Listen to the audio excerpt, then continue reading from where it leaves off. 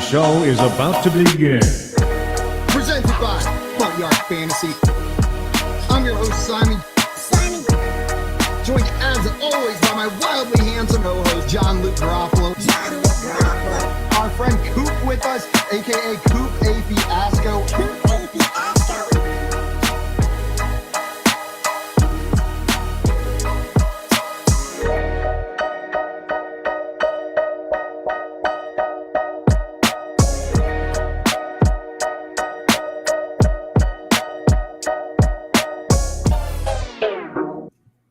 What's up, everyone? Welcome into the Front Yard Fantasy Morning Show here on Better Sports Network. It's in the game. It's in the game. I'm your host, Simon, joined as always by my definitely French co-host, John Luke Garofalo. What's up, Jay? So tell me, what's your favorite thing about living in France? Oui. Ah, it's all the wee-wees in France that you're a big fan of. And a nice baguette. Oh, yes, a nice baguette. Man, you've been hanging out with Coop too much on his European trip. Way too much Coop going on. Good morning, Simon. How you doing today? Oh, you know. How are you doing? Must be doing pretty good. 7 a.m. whipped out a French accent. Just started. Actually, that's just my default. Jill wakes up in a French accent every single day. Oh, good morning. Tommy, you're saying, yo, it's time for the show. Yo. Did you take a wee this morning? I need to take a wee. Every morning, Tommy. What am I, a monster? Highly offensive. Think I'm going to sit down here before a 3-hour show and not haven't taken a wee yet in the morning? Yeah, that's you preposterous. a psychopath, Tommy? Absolutely preposterous. Yeah, no, that was a little harsh. Too far? Okay, my bad. Dude, yeah, now say something nice. Tommy, you look good. That was so meaningful. He's gonna treasure that forever, JL. Yeah, guys, we got plenty to talk about this morning, and hopefully you brought your own breakfast because it is time for BYOB. We bring the news stories, we bring the topics, you bring the breakfast. JL, what you got for breakfast today? I got everything bagel toasted with jalapeno cream cheese. That sounds delicious. I can't eat cream cheese unless lactose. Unless I have no plans. For 30 minutes after until the next day. That's when I can eat cream cheese. But I have plans for the next 30 minutes. So unfortunately, jalapeno cream cheese would be out the window. That's fair.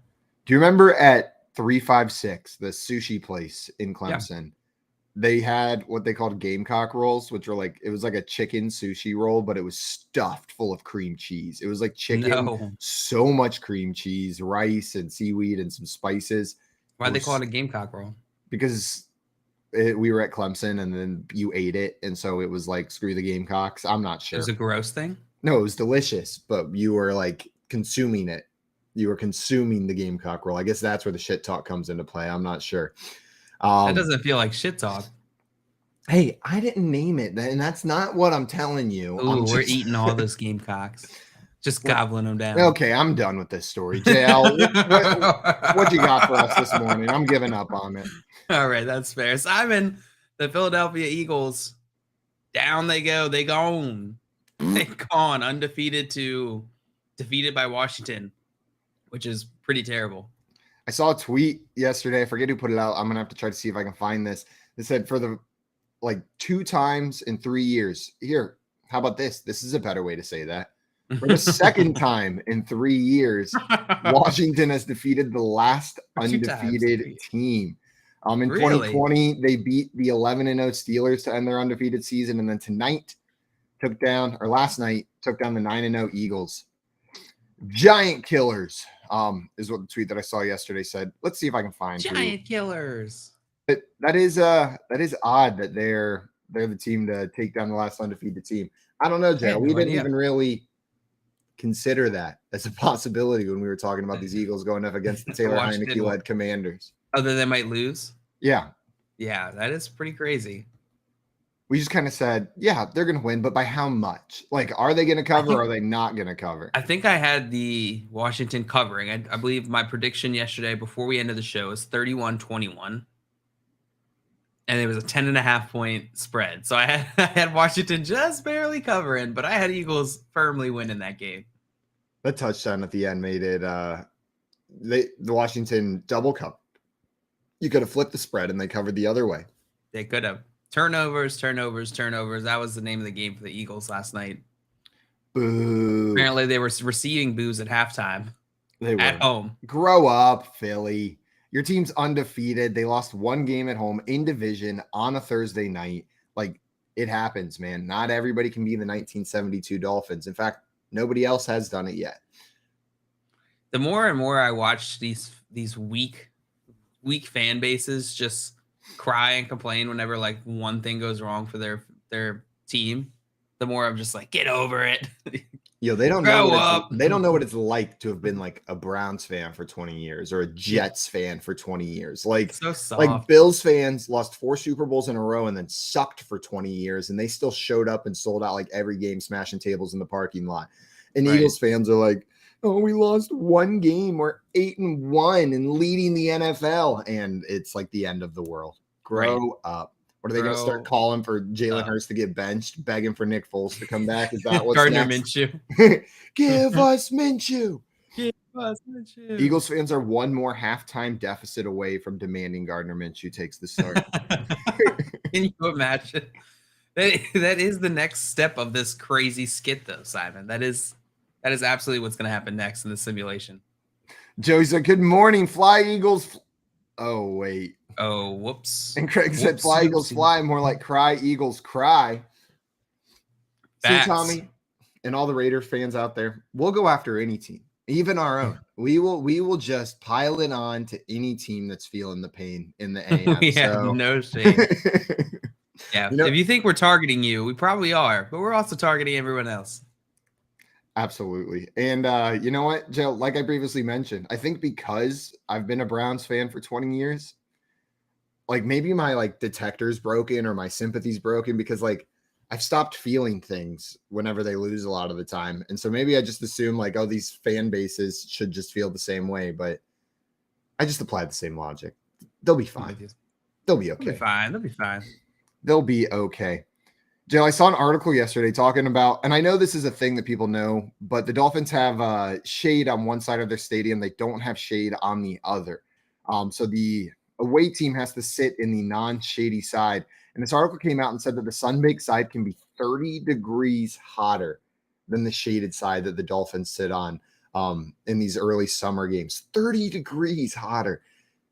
That almost seems like a problem, doesn't it? Like that almost seems like past not the if point you're of the like Miami competitive Dolphins. advantage. Well, yeah, duh.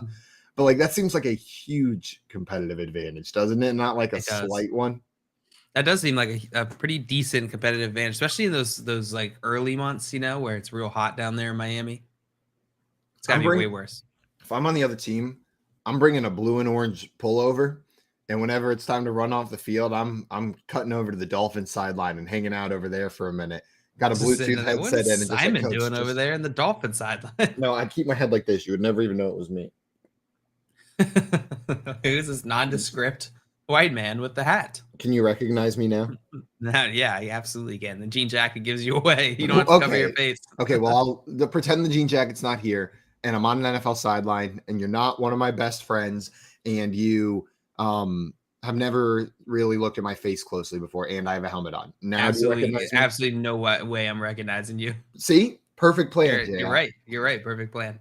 Just all those things have to be true. Do you think anything should be done about this, or is this just part of playing at Dolphin Stadium? I think people should be mad.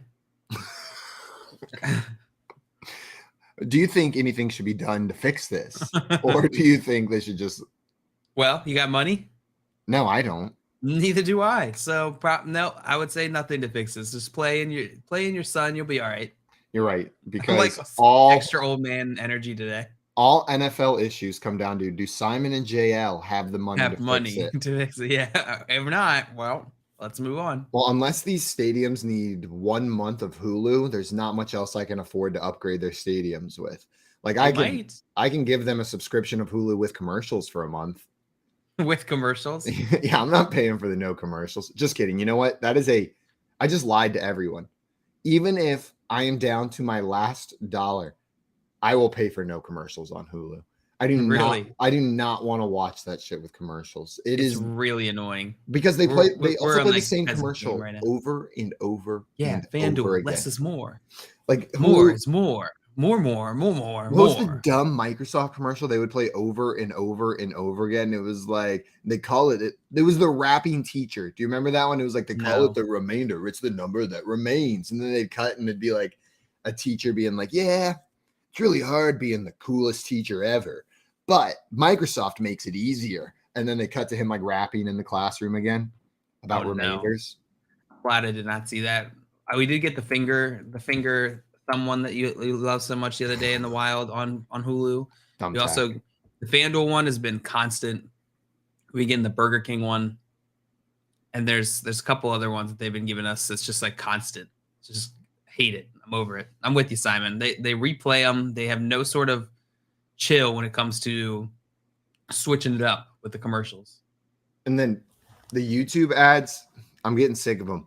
Try to sell me something I don't have. Like, no, I feel like TikTok ads, they do a good job. It's like things that I would probably like, but I definitely don't have. YouTube's like TikTok. I feel like TikTok's ads are always, do you want to be a DoorDash driver? Oh, that's what yours are. Mine are Yeah. actually half of mine are relevant and half of mine think I'm a woman. I'm pretty sure because they're always trying to sell me bras. I have so many bra Hey, you little ads. freak. I'm Hey, you so little freak. You want this bra? You want to buy this bra? hey, dirty boy. But they've TikTok's got your number, bro. TikTok's figured you out. It's like half giant beanbags, half bras is what my ads are for on TikTok. That is like straight up. You're in the bachelor profile. They profiled the hell out of you, bachelor profile. Beanbags and bras, yeah, bro. Why would I need a bra? What are they trying to tell me? They're trying to say like, hey, we've been haven't watching quite you through figured your out how it camera, and works. there's a little bit more jiggle than we think there should be. Like they're trying to tell me to go on a diet. That's really funny. I feel like they're like they just have a really weird view of sex in America. Yeah, like They're not this quite boy- right. they know someone wears a bra, but They haven't figured out who. I know someone over there is wearing that bra. Tommy here's that Jeff Saturday is coming out with a line of bras. Yeah, the Jeff Saturday line, 100%. That's what they've been advertising to me. JL, we had a question come in here in the chat. Let me pull this up.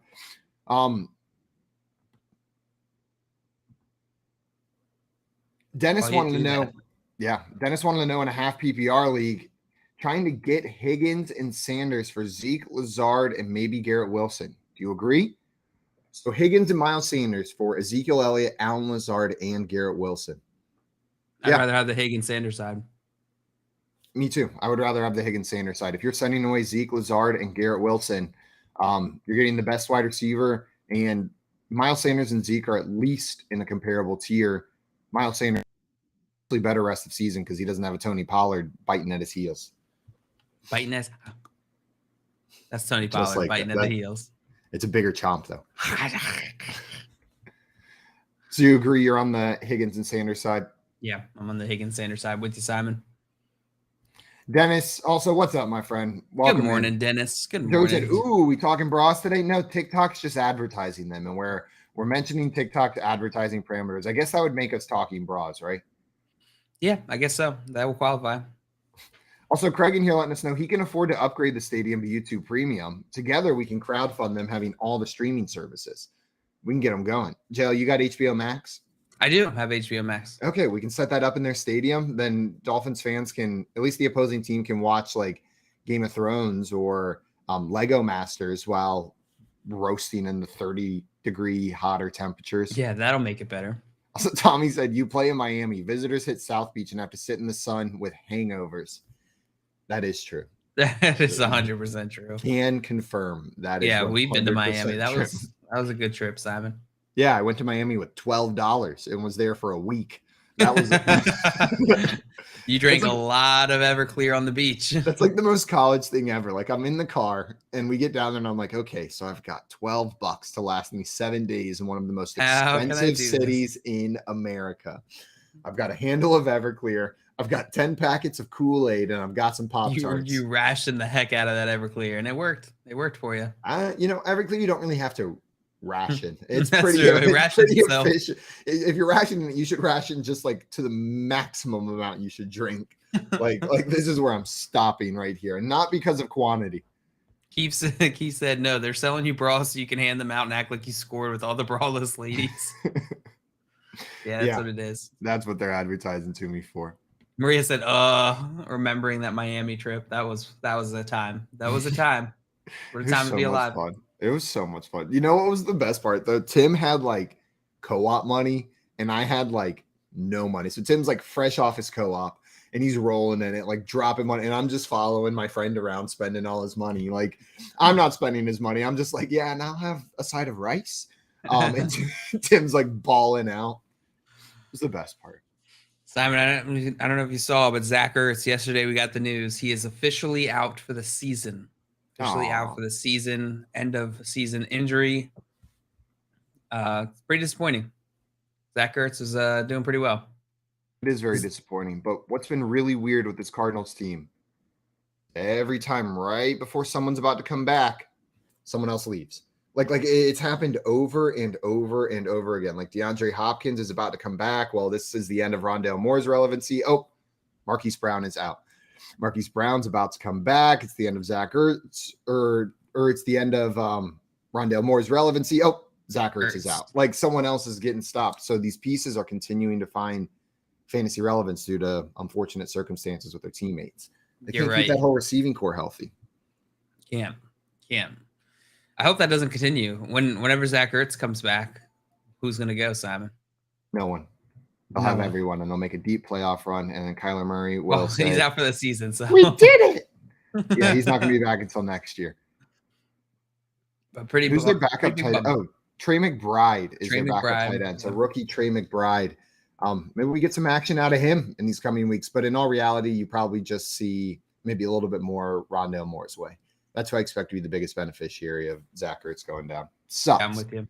They're one of the few like weekly usable tight ends out for the rest of the year. Hopefully he heals up. What was the injury? Knee injury.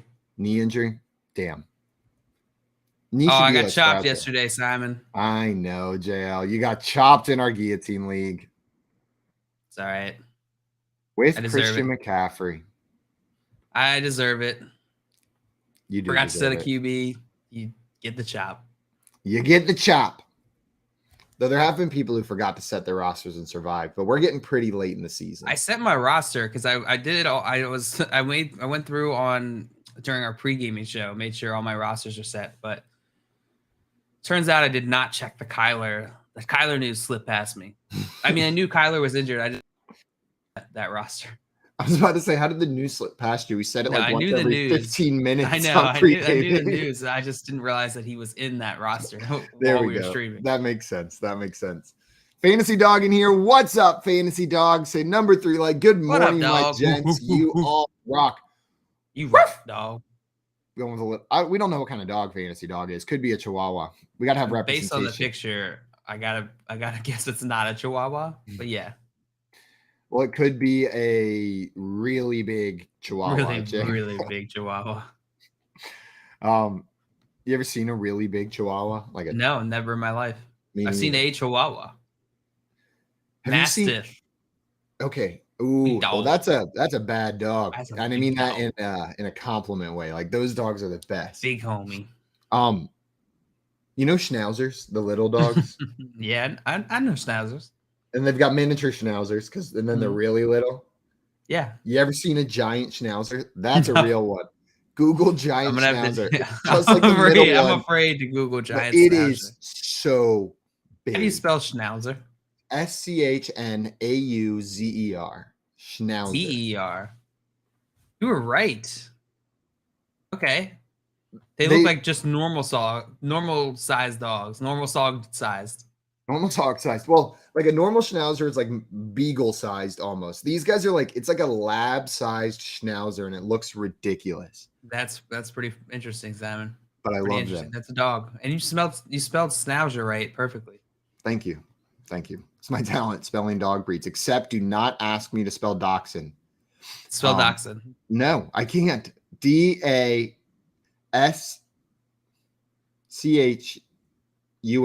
It's wrong. I'm positive of it. Yeah, I think you're wrong. I'm positive it's wrong. I can never get it right. DACHSHUND. CHSH? What kind of absurd, ridiculous? Dachshund. And then you pronounce it Dachshund. Like that's preposterous. I can't. If you were to pronounce it just phonetically here, it'd be Dachshund. Dachshund. Dachshund. Dachshund. Let's just call him. Is that Netherlands? No, it's German. Do you speak German in the Netherlands? No, they speak Dutch in the Netherlands. They're Dutch both a form of German? No, it is a form of German in the same way English is, in that they're all Germanic languages. Oh, so they're all part of the same. You all came from family. Germany. JL, Adam and Eve started in Germany, and they started in Germany. They invented German, and then Eve started people don't know that she was really into linguistics and started making spin-off languages. She was like Noam Chomsky.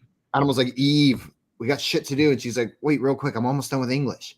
And then just started spreading that all around. So that's the origin of Germanic languages. I had no idea. In other news, CMC and Elijah Mitchell, Coach Kyle Shanahan said his goal is for these guys to have about even carries going forward. Well, F me, right?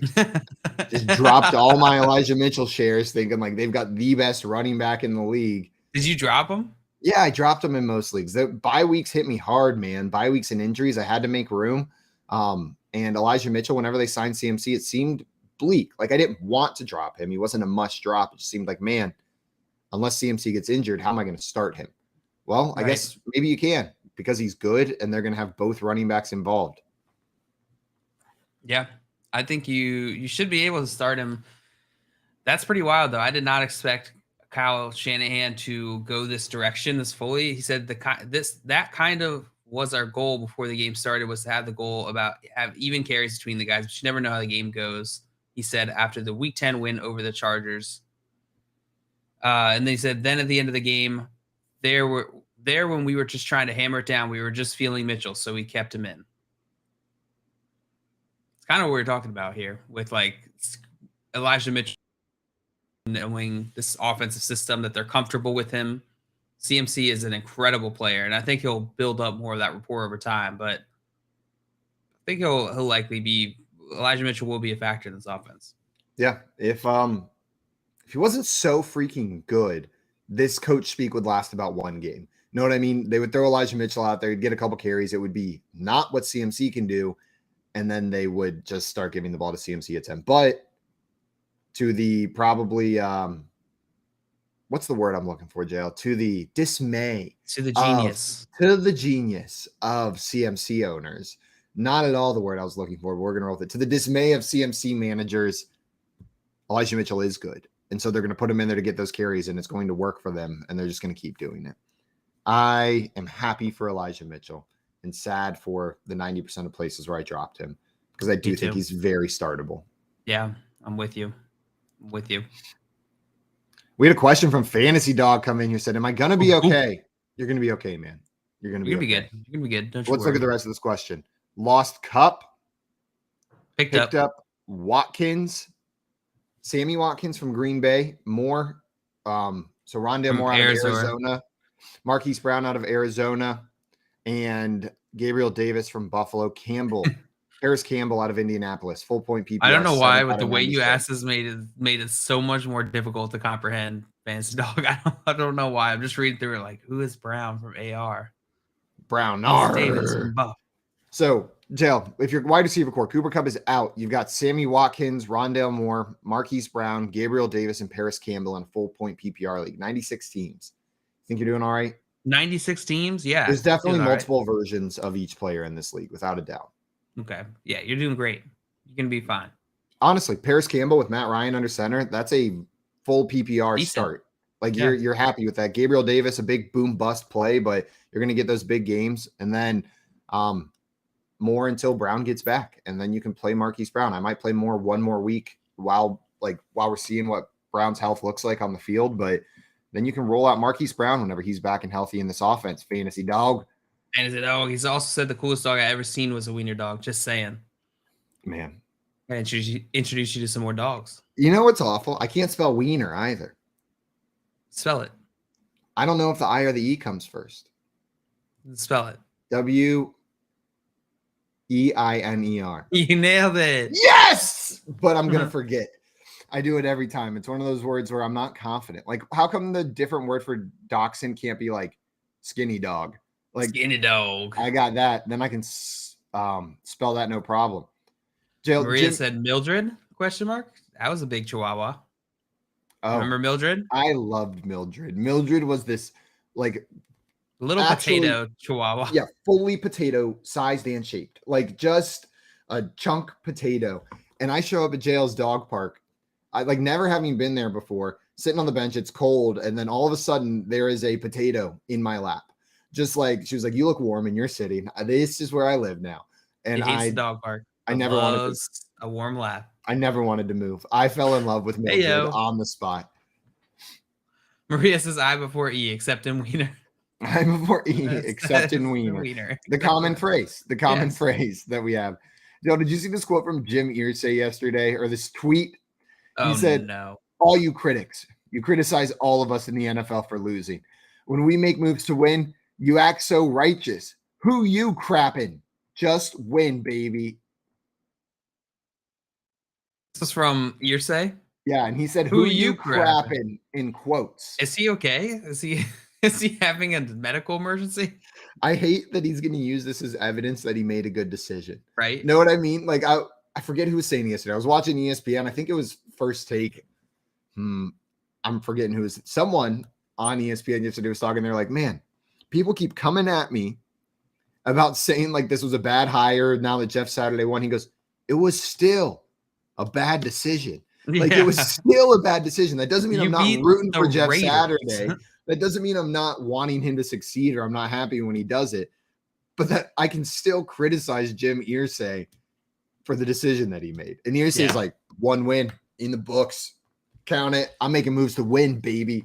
The best part about people like this, because you see it all the time. You see it on Twitter, people coming in, taking credit for things that they have absolutely just no effect on. And the best part about it is that to anybody who's worth any brain, it's easy to spot that this is an idiot. Like you're an idiot for thinking that, for thinking, oh, you win, that confirms your belief. Like that just tells me you're bad at critical thinking. That tells me nothing else. See, I was right. I was right. Okay, dumbass. Nailed it, Jim. People just said Jim. Someone put that on. Someone put that on quote. Like a quote graphic for Twitter. Dumbass. JL talking about Jim Irsay. I think it applies. God. And I want Jeff Saturday to win, but I want Jim Irsay to just watch his team get blown out by 60. Just watch his team burn. I want Jeff Saturday to win. I just want Jim Irsay to question everything he's ever believed. How can Jeff Saturday win and prove Irsay wrong? Like how I haven't figured it out yet, but some way that's got to be possible. They're intrinsically linked, Simon. Craig had a question in here for us, JL. Craig said, in a fantasy Pokemon league, question, Slocking isn't doing it for me this year. Do I add Chandelure, Garchomp, or Magnezone for a flex spot? I love Magnezone. Magnezone is low-key underrated. What does that mean? I don't think that means anything. It's very underrated. I think one of the last 2 games I had a Magnezone in my party, my main party, and he rocked it. So I'm gonna go with Magnezone. But I think Chandelure is a hot second. It's hard to evolve a Magnezone, isn't it? Isn't there like some special thing you have to do? I don't remember. Get it to evolve. Oh no, it's just a stone. I don't know. I'll look it up later. What? My favorite one is Chandelure out of this bunch. Ghost Fire, that typing is so cool. Like, and cool. Some people hate on it because Pokemon started doing inanimate objects. They nailed it with this one. Chandelure is a cool Pokemon. Like the keychain, Klefki, not cool. Know what I mean? You look at that and you're like, that's just lazy. But this one where it goes from a candle to a street lamp to a chandelier and their ghost fire.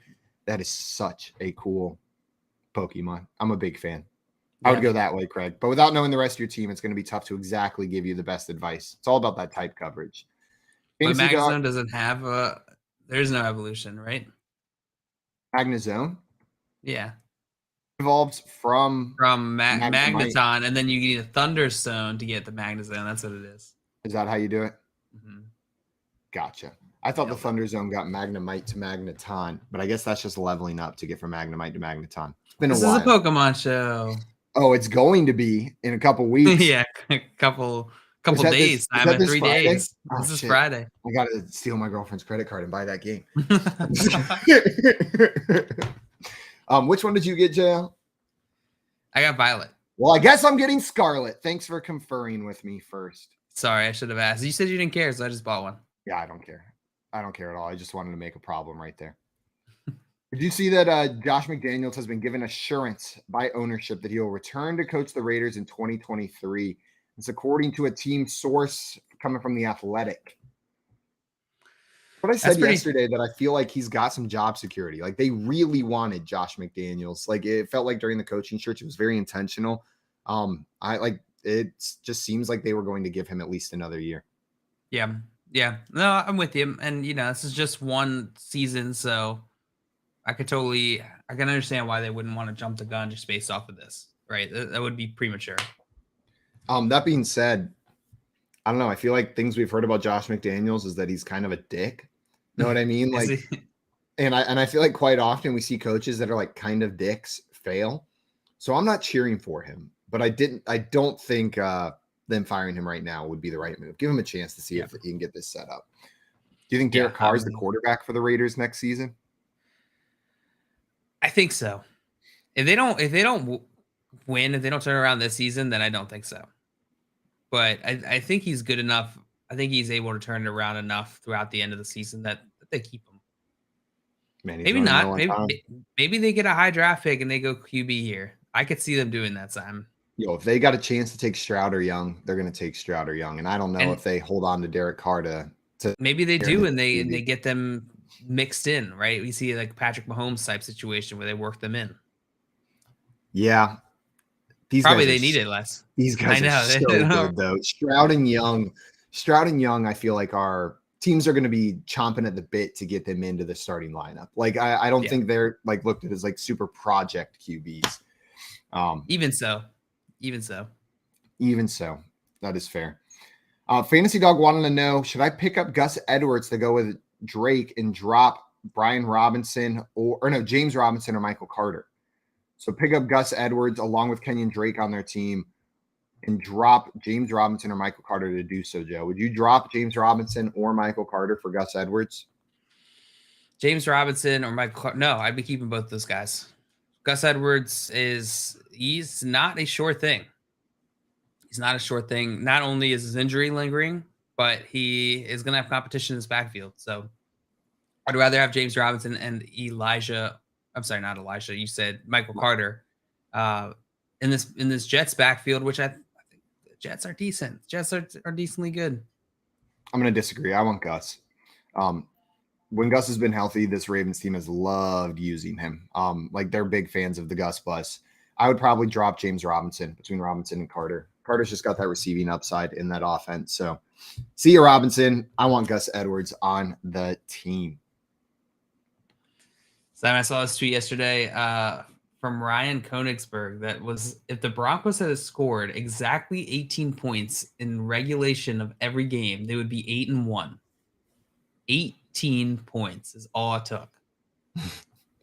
I mean, I believe it. I didn't doubt you for a second when you said that. No need to fact check. This defense has been phenomenal all year. And then Russell Wilson and this offense is just, it's like those old DirecTV commercials. Like, I'm the Broncos defense and I have DirecTV, and I'm the Broncos offense and I have cable. And it's just Russell Wilson running out there on the field. It's pretty bad. Perfect. We should do a skit with that. It's pretty bad. Do you think they turned around? They came out of the bye and didn't look too much better offensively. They looked worse offensively, if that's possible. I don't know. I don't know if they turned around. it's hard to see what exactly is the issue here. It feels like maybe a combination of poor leadership, naive leadership mixed with Russell Wilson feels like he's got the yips. I don't know. I don't know if they're around this season. Coming out of bye jail, they have. Wait, no, they already came out of bye. My brain stopped working. Coming out of bye, though. But coming out of bye, and then another week after that, which is this coming week, week 11, they have the Raiders. So who wins that game? The Denver Raiders Broncos or the Broncos? The Las Vegas Raiders. God, off again. I'll go with the Broncos. The defense just gonna shut them down. It's a battle for the bottom of the AFC West, the division where we thought we had 4. Just lock in the under. Immediately lock in the under. Tomato on the line, said Tommy. Yeah, between him and Coop, it's a battle for the bottom of the division. What is the tomato bet? I don't even remember what it was. Better record between the Broncos and the Raiders. Coop's got the Broncos. Tommy has the Raiders. The Broncos are sitting at what a hot disgusting bet. 3-6, and the Raiders are sitting at 2-7. Have you seen the TikTok account where the guy every week updates? He's making a video every week until Russell Wilson has thrown the same number of touchdowns as he has bathrooms in his house. No, I have not. And he does an update each week. He's now thrown 7 touchdowns, but he has 12 bathrooms in his house still. So he needs 5 more touchdowns to throw as many touchdowns as bathrooms he has in his house. And every week he does a video just breaking down if Russell Wilson has thrown as many touchdowns this season as he has restrooms. Bathrooms. I'm waiting for the surprise twist where, like, in week 14, Russell Wilson had an addition, and all of a sudden it's been 12 all season. He's like, Russell Wilson has 16 bathrooms in his house. He added 4 more. And then he just sets the bar a little higher. That's hilarious. Simon, did you see Taylor Heinecke after the game? There's an image of him drinking a Busch Light, a Busch Latte on the plane home. Or I guess it was a plane home because they were in Philly. And he's wearing all of his teammates' chains in classic Kirk Cousins fashion. Why do I like it when Taylor Heinecke does it, but hate it when Kirk Cousins does it? Because Kirk Cousins is the worst. Like when Heinecke did it, I was like, hell yeah, man. And then whenever Kirk Cousins did it, I was like, sit down, you loser. Shut up, you idiot. You look so stupid. Sitting on my couch, just being like sitting on my couch with my belly hanging out, just being like, Kirk Cousins is a loser. Yeah, what a freaking loser. What a NFL nerd. Quarterback. I just love that he's sitting here drinking a Busch Light on the plane. Like these NFL, and there's a trash can full of Busch Lights behind him. Like these NFL players are so in tune with what they put in their body. And then they're just sitting there down in Busch lattes. It's like a freaking frat party on an airplane. Like what? They couldn't get like something nice. They couldn't have like a kegerator on flight. You know what I mean? With a nice beer in there. Just like a pack of Busch Latte. Like, what's next? Are they just going to get like a trash can with a garbage bag in it and fill it with Kool-Aid and Everclear as well? I'm like, yep, just scoop it with your cup, guy. Yeah, it'd be good.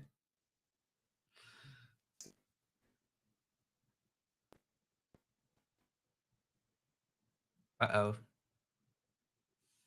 Is it me freezing or him freezing? Looks like it's Simon freezing. I'm back. Well, it's just me is now the JL show, so we will continue, I guess. Scott Fish says the opposite, Simon. Russ downsizes just to make it end. That would be a pretty crazy plot twist here. Fantasy Dog coming in here saying full point PPR. Davis, Moore, Watson, or switch out Davis for Campbell. Full point PPR, Gabe Davis, Rondale Moore, or Christian Watson is who I'm assuming here. Ooh, I think I'm going to go Gabe Davis still. I'm still going to keep Gabe Davis in this Buffalo Bills offense. Rondale Moore is promising and Christian Watson is promising. I really do want to pick up Christian Watson if you haven't already. I forget. I just saw it. It was, actually I have it up here, I think. Brett Coleman said, if you don't follow, great follow on Twitter. He said it just went through all Christian Watson snaps today. Add him now. This was not a fluke. So Christian Watson had a ton. Oh, he's back. Sorry, Dale. Don't know what happened there. I just got so mad at whatever you were saying that I had to leave. That happens so commonly, Simon. I'm not even surprised. What were you saying about Christian Watson? Didn't mean to cut you off. I was saying he's an absolute pickup. Oh, absolutely an absolute pickup. 3-touchdown game in an offense that is craving a wide receiver one. You take that shot and hope that maybe Aaron Rodgers has decided this is my guy. Right. Full point PPR, Simon. Gabe Davis, Rondo Moore, Christian Watson. To start? Yeah. Rondo Moore. Rondo Moore over Gabe Davis? Yeah. Gabe Davis is boom bust. Like I think Gabe Davis' upside is way higher, right? But look at his game logs. The dude is either like a top 10 wide receiver or wide receiver 40 or 50. He's not the kind of player that I necessarily want to plug in, but he's very startable. Yeah, I'm with you. That makes sense. Simon. Rondo Moore's getting like the Rondo targets. Moore. I was thinking about whenever I first started answering this question, I was answering it in the sense of who should you pick up, which is wrong because he asked full point PPR. And is asking to switch out Davis instead of Campbell. So that makes way more sense. And Simon said, Keith, get Kirk on the show, please. JL needs to be put in his place with this. Who said What that? is Kirk Cousins going to put me in my place with? He's going to come on here and be like, Let me tell you guys how this will go. Kirk Cousins. When JL has decided that he's on the other team in an argument, you can't win against him. He will throw away every rule of engagement. He will dismiss facts and just say, no, that's not what I think. He will tell you he thinks one thing, and then if you try to say it back to him, he'll go, nope, never said that.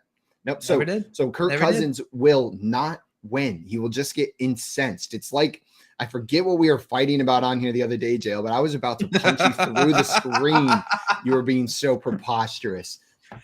It was something stupid too. It's something that's totally meaningless. Kirk doesn't stand a chance. Oh, is the mac and cheese? You saying you don't eat mac and cheese at restaurants? That you've never had mac and cheese? Never order mac and cheese at a restaurant. It's That's disgusting. it, guys. Guys, coming up, we are going to break down this Monday Night Football game.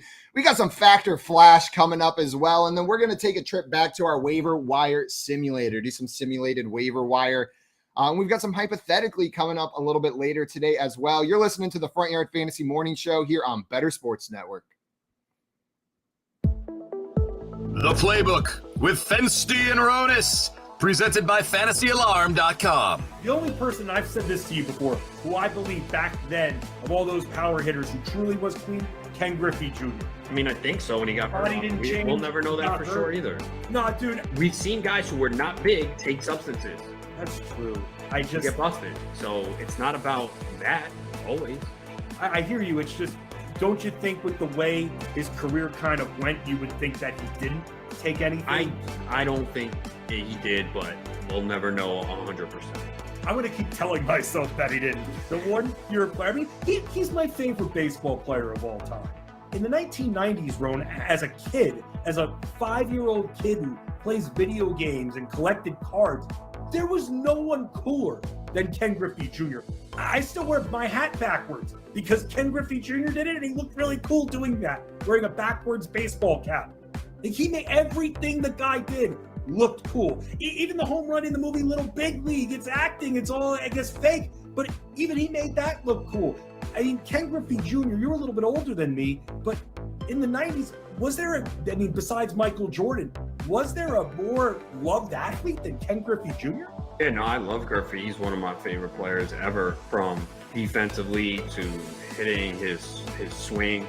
And yeah, I would have loved to see what he could have done if he had stayed healthy, the final numbers he finished with. So no, I was a huge fan of Ken Griffey, and it's a shame though that all those injuries towards the end of his career just really limited the production he put up, but he still put up elite numbers. He was so fun to watch. So I'm a huge Ken Griffey guy.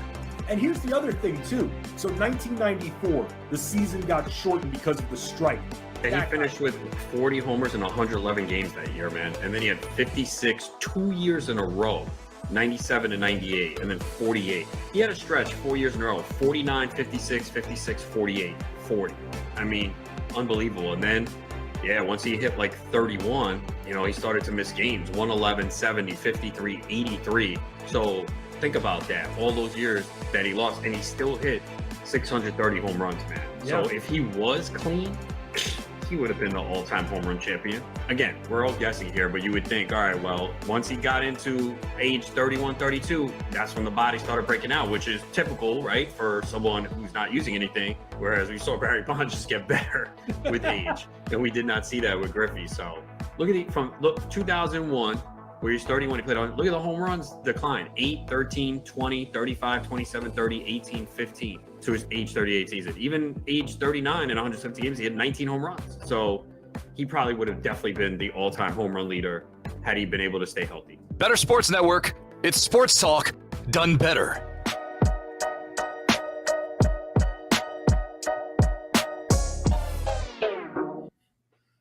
Welcome back in, everyone, to the Front Yard Fantasy Morning Show here on Better Sports Network.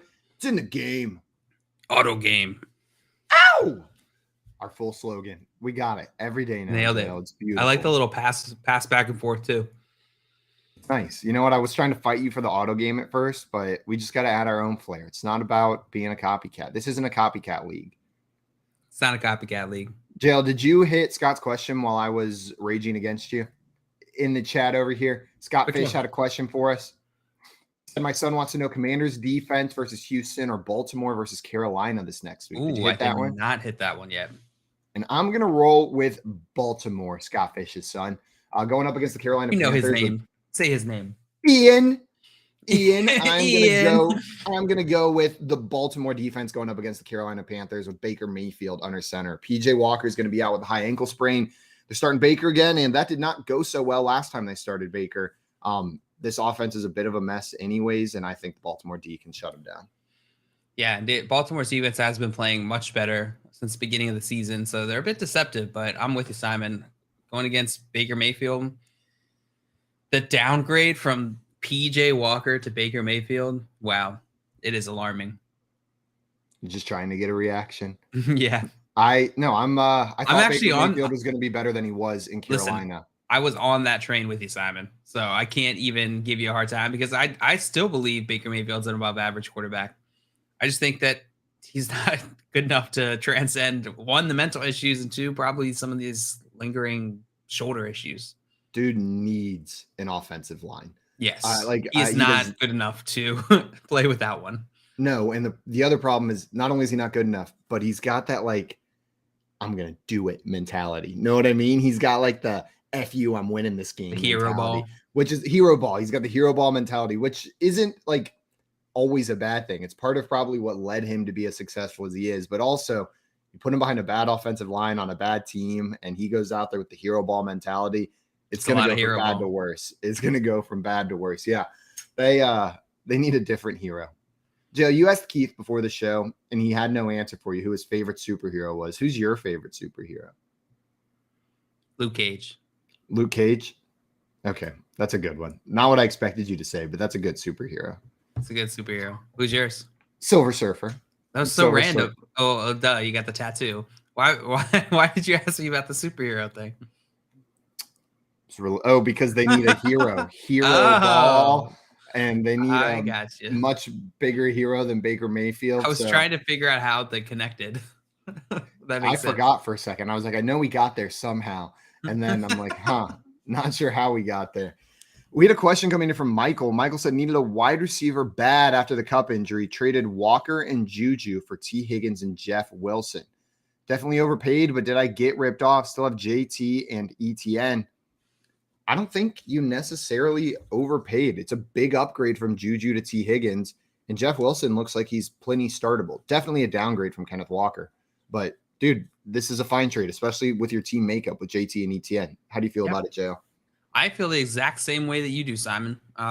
Juju for T. Higgins is a sizable upgrade. So is Jeff Wilson for Kenneth Walker. I think this is a pretty fair trade, but I'd rather be on your side, to be honest. I'd rather have the Jeff Wilson side. This past week, this is 2 weeks now in Miami. 2 weeks we've seen Jeff Wilson in Miami. First week, 9 carries, 51 yards, 3 targets, 3 receptions, 21 yards, and a receiving touchdown.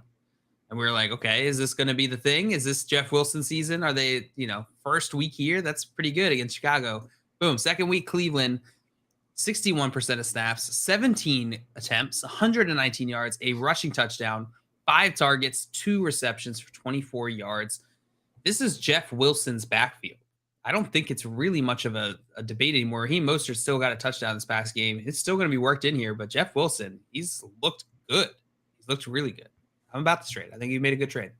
I was wrong. I thought this was going to be a split. Raheem Mostert had looked good for this Dolphins team, but Jale, I think you're right. This will be mostly Jeff Wilson. They'll mix in Raheem Mostert, but Jeff Wilson seems to be the starting back here. And I don't disagree with it. Like whenever you're watching these games, Jeff Wilson looks so good out there. I was incorrect, Jeff. I apologize to you and to you alone. Forgiven. I have no other apologies to give, Jeff. Raheem Mostert had a pretty decent game too. He just wasn't used as much, but he had 19.1 points in half PPR format. Pretty good. Yeah. Raheem Mostert still fine, but I do think Jeff Wilson's the back to roster in this matchup. Joe, we've talked a little bit about it, but the Washington Commanders did beat the Philadelphia Eagles last night, 32-21, marking the last undefeated team to go down this year. Everybody's got a loss. Taylor Heinecke looked like he was playing for his job, didn't he? With Carson Wentz coming back off the IR, Taylor Heinecke looked like a man out there that was like, "You're not replacing me. Like replace me after I do this." Is what he's like. I got Busch Latte waiting for me. Oh yeah, we got Busch Lights on the plane. I got chains to wear, and Carson Wentz isn't coming anywhere near this starting job. You think that they bought the beer before the game, or did they stop on their way after the game to pick up the beer?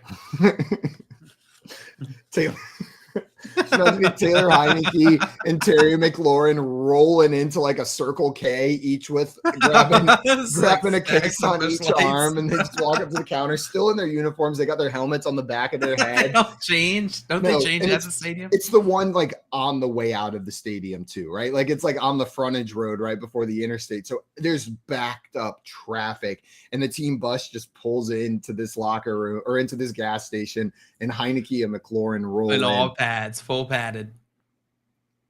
You guys take Apple Pay? I forgot my wallet.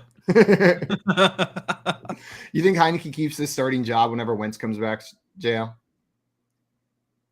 Do I think Carson Wentz keeps the job? No, Heinecke has it right now. Like, yeah, Heinecke has it by default. Sure, JL. If you want to answer the other way, does Carson Wentz I just was asking which way you said it. I was just asking which way you said it. All right. I would go. I think Carson Wentz still has this job. I don't know. It's Heineke's been playing all right, and this is like a signature win, right? This is a big win. This is a signature Heinecke win. Like this is a checkbox on that list whenever they're looking at who. And Ron Rivera was non-committal. Like his quote, I believe, was something along the lines of, "We'll play this game, then we'll talk about the starter," or something along those lines. Like the quote alluded to, "Let's see how this game goes before I make a decision." Well, right. They won, and Heinecke looked pretty good out there. I know he didn't throw a touchdown, only threw for 211 yards, but he was making some boss throws in yesterday's game. That third quarter, he was just lighting it up with Terry McLaurin. Terry McLaurin is so good at football. So good. Like, I truly believe Heineke's great. I want to see Terry McLaurin with like a true franchise quarterback, with a top tier quarterback, because I think Terry McLaurin, talent wise, is a top 10 wide receiver in the NFL. Like he is that. What does he do bad? I can't think of a single part of his game that is not top tier. He got 38% of the attempts yesterday. And Heinecke loves McLaurin. He loves him. Yeah, that's why they're running into the Circle K. Someone else tried to tag along, Curtis, and they're like, "No, Curtis, just wait on the bus." And Heinecke, Terry's like, "Yeah, Heinecke and I got it." No, we can carry it, Curtis. Don't worry about it. And he's like, "Oh." How many Heineken jokes do they make in the Circle K? Yeah, why didn't they buy Heineke? K?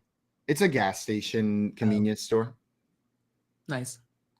Up here in the north. They've got them everywhere. Circle K's nationwide. It's one of the biggest ones in the country. You've definitely. There was one in downtown Clemson.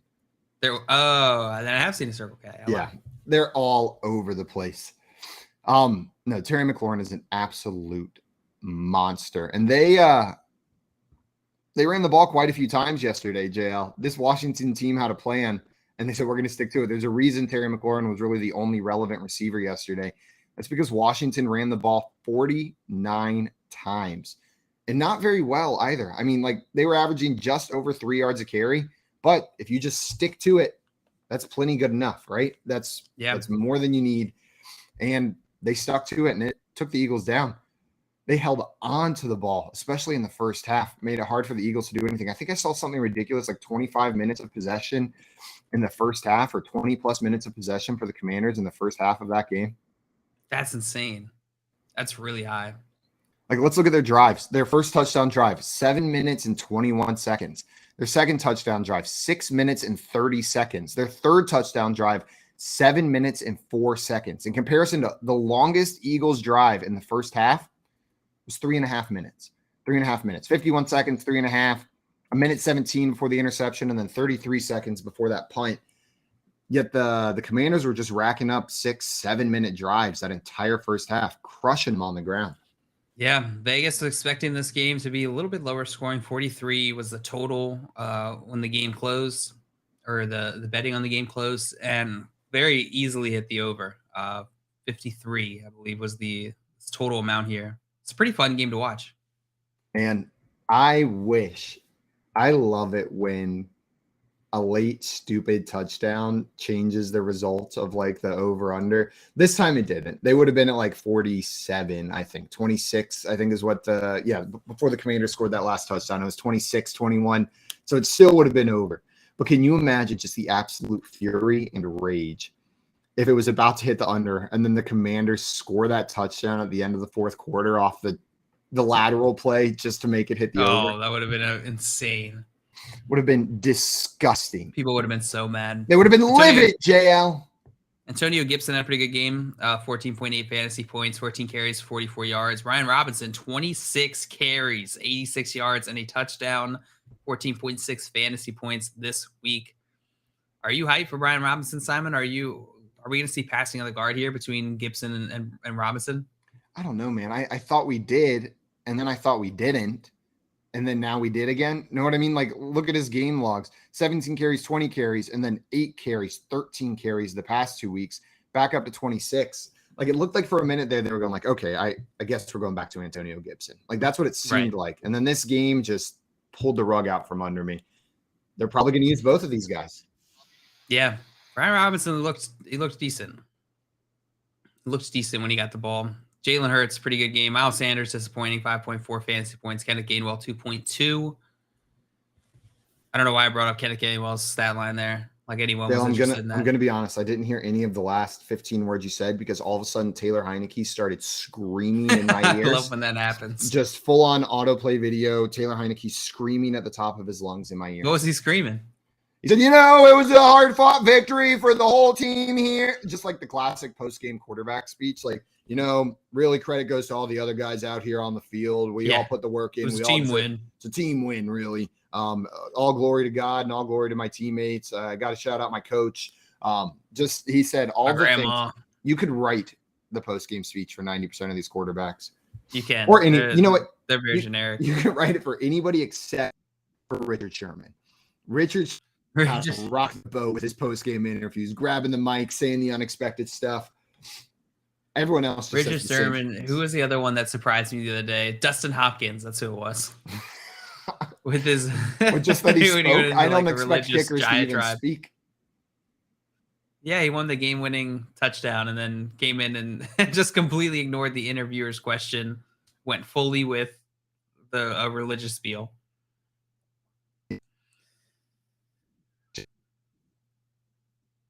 Oh, looks like we're having technical difficulties with Simon again.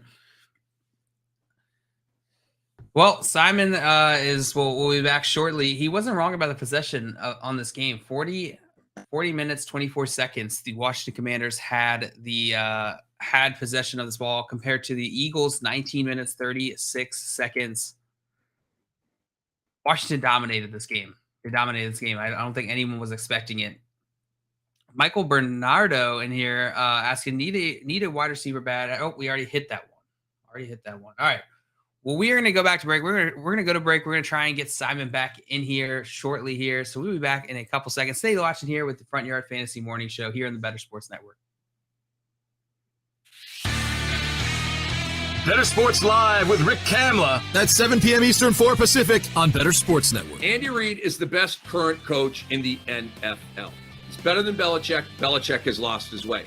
He's better than Tomlin. He's better than Harbaugh. He's better than Shanahan. He's better than McCarthy down in Dallas. He's better than all of the gangster NFL coaches right now. Sean McDermott up in Buffalo, he's better than all these guys. Andy Reid is the greatest gangster that we have at head coach in the NFL right now. And I understand that you're saying, well, Belichick is the GOAT, Cam. How can that be true? Now you're bringing up old stuff. Bill Belichick can't draft anymore, okay? Talk to me. Nick Chubb, Sony Michel. Talk to me. DK Metcalf, Debo Samuel versus N'Keal Harry, okay? Talk to me. This dude has lost his way. Remember the year when he should have bottomed out and just tanked, but he couldn't, and he went and got Cam Newton, and they were a mediocre team, right? He's lost his way. And not that he can't coach up a good defense and that kind of thing, but overall, he's lost his way. Andy Reid's an absolute badass. They draft great. He's a great coach. Makes the right decisions, when to go for it, when to kick, when to punt. The guy's the man. The Playbook with Fensty and Ronis, presented by FantasyAlarm.com. I hate the stupid unsportsmanlike conduct.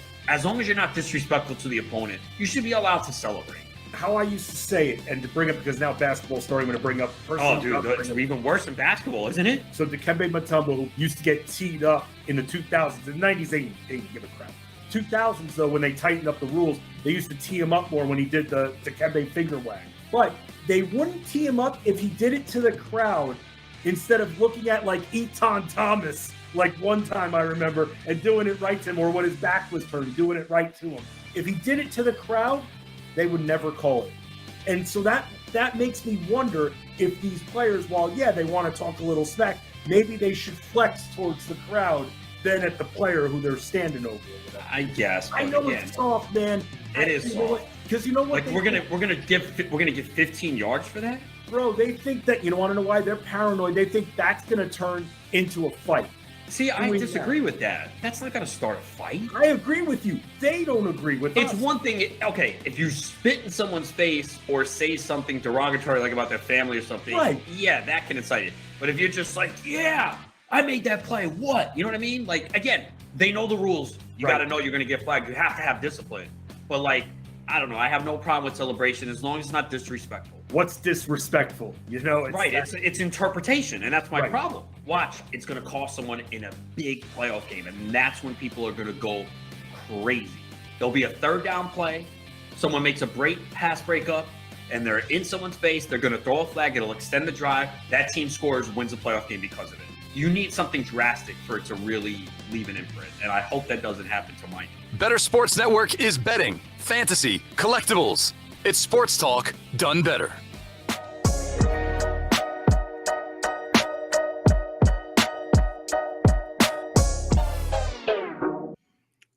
Welcome back to the Front Yard Fantasy Morning Show.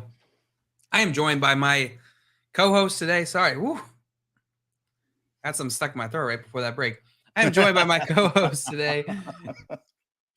Joining us for the rest of the show. What's up, Joey? Let me tell you what's up. There's a few times in a person's life when they're sitting on the toilet perusing Etsy that they come across something so wonderful and so beautiful that they have to bring it on the FYF Morning Show. So I'm here today with probably the most beautiful t-shirt I've ever seen in my life. This is my new Dameon Pierce t-shirt. I'm going to stand up so everyone can see just the majesty of it. Oh, don't stand up too far. There's a lot of Dameon Pierce on this shirt. That is so much Dameon Pierce. Yeah, lots of Dameon Pierce. Very excited to be here with you guys today. Equally as excited to be wearing this shirt with you all. Hey, Simon, how do you feel about the gradient there on Damien's colors, block letters? It's beautiful because it's purposeful and used to look like that. It's supposed to have that 90s vibe to that shirt. Yeah. You know what I mean? If that's the vibe you're trying to capture, then you nailed it. And I love it with the background. It's whenever that's used like on the Rams jerseys and it's supposed to look sleek. You know what I mean? Like the rest of the jerseys like modern and sleek, and then they've got like this 90s word art style gradient on it. It's like, no, that's not the time and place for it. Joey's chest with a collage of Dameon Pierce portraits is the time for that. It's a beautiful shirt. I am jealous. Shout out to Dennis CC on Etsy for this shirt. There we go. Give him a little plug there.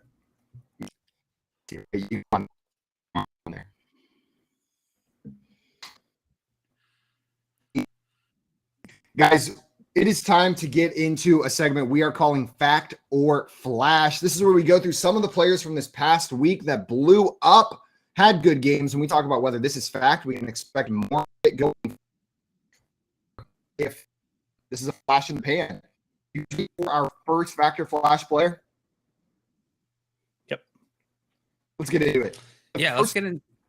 The first guy I wanted to talk about was Rodgers. He had 224 passing yards and 3 touchdowns, all of them to Christian Watson in their win over the Cowboys. John Luke, fact or flash, Aaron Rodgers? Aaron Rodgers is not a new player. He's not a young player either. We know what Aaron Rodgers is. He hasn't been playing very well up until this point in the season, but he's still Aaron Rodgers, and you don't really just lose that talent, that skill. So I will go with flash here. I'm sorry, I'll go with fact here. It's the opposite. That's what I wanted to say. I'll go with fact. This isn't that far off of where he has been performing in the past. He had 18.36 fantasy points in half PPR formats. Of course, PPR doesn't matter here.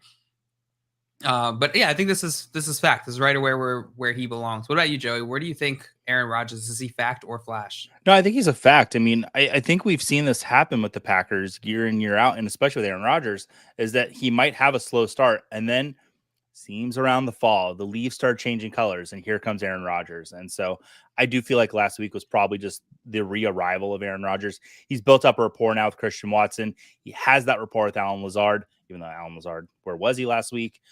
He's got limited up. So now he's got some receivers he can actually throw the ball to. He trusts them a little bit. So I think we'll see good stuff going forth from Aaron Rodgers. I'm with you, Joey. Mm-hmm.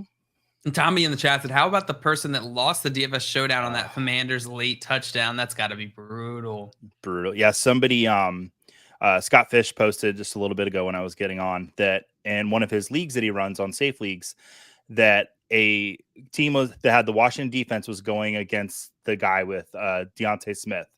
And that last play, Devonta Smith. On the last play, the Washington defense ended up winning by 2. Won the guys the matchup. Oh for the week. no, Yeah. that's that last brutal. play decided it all. Absolutely Crazy. brutal. But that is fantasy football. That is football. Mm-hmm. You know, Absolutely. I never. Joey, are you on board with these people that get upset with whenever these types of things happen? Absolutely. I love those people. I am one of those people sometimes. So I embrace them. I feel their pain. I'm with them. We meet on Tuesdays. It's your week to bring pie. Yeah. It's my week. Yeah, it's your week to bring the pie. Oh, damn it. Okay. All right. I'll start learning how to make pie. Yeah. Well, it's good for our meetings. We sit in a circle. We talk about it. We cry sometimes. Yeah. There's always one guy that's like too cool to be there, and he's got his arms folded like this with his sunglasses. It's always Coop. Yeah. Every single time it's Coop. It's Andrew Cooper. Yeah. He just keeps talking about Evan Ingram in the bathroom when he's trying to get no one understands me, man. I don't know why I turned into Dan Campbell. No one understands me, man. All right, Joey, let's get into our next player. Yeah, let's do it. We both said fact, correct? Yes, fact on Aaron Rodgers for sure. JL plus Joey, fact. Let's go on to the next player, Matt Ryan. He quarterback for the Indianapolis Colts, 222 passing yards, a touchdown, 4 rushes for 38 yards. Is this fact or flash for Matt Ryan, Joey?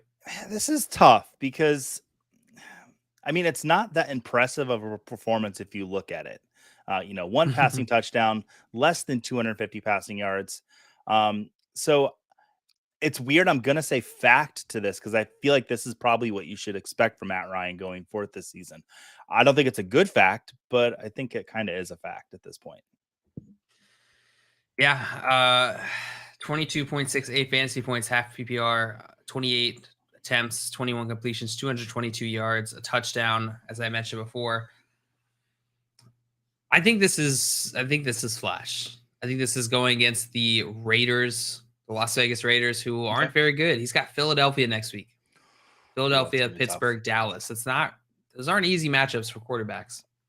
No, I don't mind the Pittsburgh one, but the other two, I don't. Pittsburgh one's fine. It's still not easy though. It's still not a walk in the park. They looked Pittsburgh a lot better last week. Yeah, it's decent. It's decent. So Matt Ryan, I don't have much hope in this offense. As much as Jimmy Irsay wants to take this and say this means that the Colts are good now, it's not true.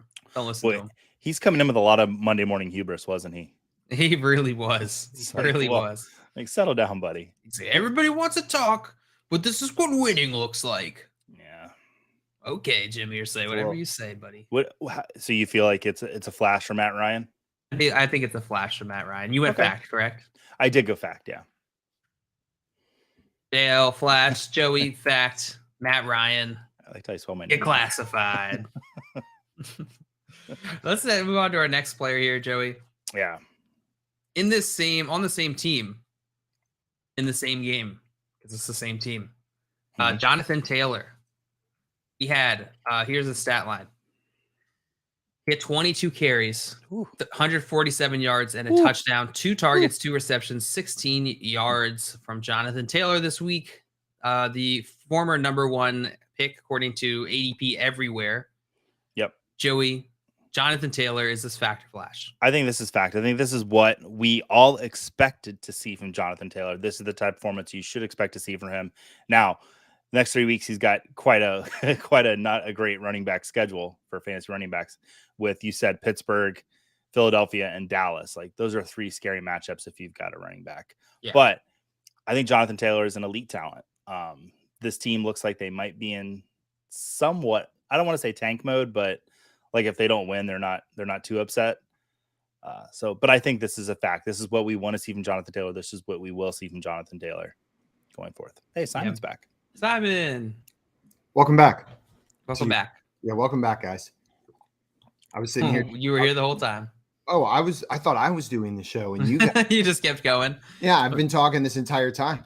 Wow. Well, Simon, you want to give us a quick decision here on Aaron Rodgers and Matt Ryan on fact or flash? Flash. I still don't trust him for fantasy. I don't think I've seen enough from him consistently over this season that one good game, 1 3-touchdown performance is going to mean all of a sudden Aaron Rodgers is in every single week start. I've still got players ahead of him. I would still rather start Kirk Cousins week in, week out than Aaron Rodgers.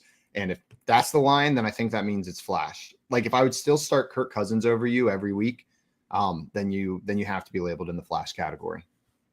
That's totally fair. So flash for Aaron Rodgers for you. What about Matt Ryan? Well, now that they unlocked his rushing upside, it's probably fact. 39 rushing yards, dude. What has been going on this year? All they needed was Jeff Saturday to come in to unlock Matt Ryan. Jeff Saturday as a true rushing quarterback. No, it's a flash. Dude's probably gonna have okay fantasy numbers, but I think Saturday showed what he wants to do with this team, and that is run the ball. Give the ball to Jonathan Taylor and run the ball. Totally fair. All right, so you're saying fact, Simon? No, flash for Matt Ryan. Simon flash. All right, Matt Ryan. All right, Jonathan Taylor. I believe I went fact for Jonathan Taylor. Joey, you went? I went fact. Fact for Jonathan Taylor from both Joey and I. Where are you leaning on Jonathan Taylor, Simon? Fact. Dude's a stud. All fact. And with a center as the head coach, you know he's going to get some good runs going for Jonathan Taylor. Jeff Saturday played center? He was the center on the Super Bowl winning team, I believe, for the Indianapolis Colts. Why has no one mentioned that on any of the shows I've watched? That is a new fact I've never heard before. It's sarcasm. Did you also know that who's the guy who Irish danced? Why is it leaving me right now? It's Alex Collins. Alex Collins. I couldn't pull the Collins. The Alex was in my head. I was like, Alex. Yep. Irish dance every single time. And who's this? Shaquem Griffin lost his hand. That was one they beat to death. And then Antonio Gates used to play basketball was another one that they said over and over. Ryan Fitzpatrick went to Harvard. He's a real smart guy. Oh yeah, that one. I never heard that one. Didn't even know that. Dawn in here say Colts Nation in the house. Yeah. I want to know how Colts fans feel about Jeff Saturday. Like, are they on the Irsay side where they're like, see, idiots, we made the right choice? Or are they like, dumb decision, but happy if it works out? Like I want to know where the Colts fans lie on this Jeff Saturday hire. That is a good question. As soon as I find one, I'll let you know. No. I don't know if I know any Colts fans in real life. Oh, my boss. Dude, Joey's new boss that is like really cool that we've talked about. Is he watching on the show? Probably not right now. But yeah, he's a big Joey Colts said fan. I'm cool. Give him a raise. Yeah. It's pretty cool. Dale, which player were we on next for Factor Flash here? Before we go on to that, let's answer Jonathan's question here in the chat asking rest of the season, Michael Carter or Gus Edwards? Which would you guys rather have rest of season? Rest of season. I would rather have Michael Carter. I'm not necessarily believing in the talent of James Robinson. He was left Jacksonville for a reason. And then I never really like having the Ravens running back for whatever reason. It's just bad juju for me. So it's Michael Carter, and I like his talent a lot in New York. Until Breece Hall comes back, I think he's their best running back. Yeah, I'm with you. I'd rather have Michael Carter over Gus Edwards. We don't know what Gus Edwards' usage is going to be like when he does come back. He's got the lingering issue, which is concerning to me. I would rather have Michael Carter on this Jets offense. I like Gus Edwards. And earlier I said I would drop James Robinson to pick up Gus Edwards, but I'm not dropping Michael Carter to pick up Gus Edwards. So I would rather have Michael Carter rest of the season. Joey, would you drop James Robinson to pick up Michael Carter? I would just drop James Robinson just out of spite, probably. But no, Michael Carter is the best running back that the Jets have right now that's healthy. So I want him rest of the season. And Tim in here asking, I drafted Jeff Wilson and Christian Watson at SFB. Am I better than everybody? Yes, but that's unrelated to you drafting those two players. Yeah, that was just incidental. Total accident. If it's Tim Wright's asking the question, he's the greatest person on this earth. So yeah. Top tier. Absolutely top tier. Guys, the next player that we're talking about here is one that Tim just mentioned. Miami Dolphins. He had 22 attempts, 119 rushing yards, and a touchdown this week in the Dolphins' victory. Joey, factor flash for Mr. Jeff Wilson. I think this is a fact. He gets reunited with his old coach and down in Miami, and he's just been phenomenal the last 2 weeks. We've seen 2 weeks of it since he's arrived there. Yeah, I'm all on board with this being a fact and not being a flash whatsoever. I do think it'll be somewhat of like a 50-50 timeshare there, but listen, this Dolphins offense is clicking so well right now. Yeah, it's definitely a fact for me. Yeah, I am also a fact for Jeff Wilson. Man, we just talked about him very shortly not too long ago. He looks fantastic. We've seen it first week, second week now in Miami. He's the guy. It's fact for me. It's going to be fact for me as well. I was probably the biggest doubter of Jeff Wilson being traded to Miami here on the show. And you know what? I was wrong. I thought this was going to be an even split, and it doesn't look like that's going to be the case. It looks like Jeff Wilson is going to be the lead back here. Fact. All facts on the Jeff Wilson front. Albert in here saying, good morning, everyone. Good morning, Albert. Albert. And then Jay said, did someone say Jeff Wilson? It's not Thursday, Jay. Jeff Wilson it's Tuesday. Oh, you just threw me off so hard, Joey, asking if it was Thursday. It very well could have been Thursday. Man, I'll tell you, this week's going fast. What is a day of the week even? It's the metric. I don't know. You know. Yesterday, I don't know what. Yesterday, I looked at my girlfriend and I said, do you ever wonder why all of our number systems operate in base 10? Like, it seems inefficient. And she was like, no, not once do I wonder that. And that was related. That was related to what it be base 2? No, I think like Hex? Our numbers have to be base so 16? long.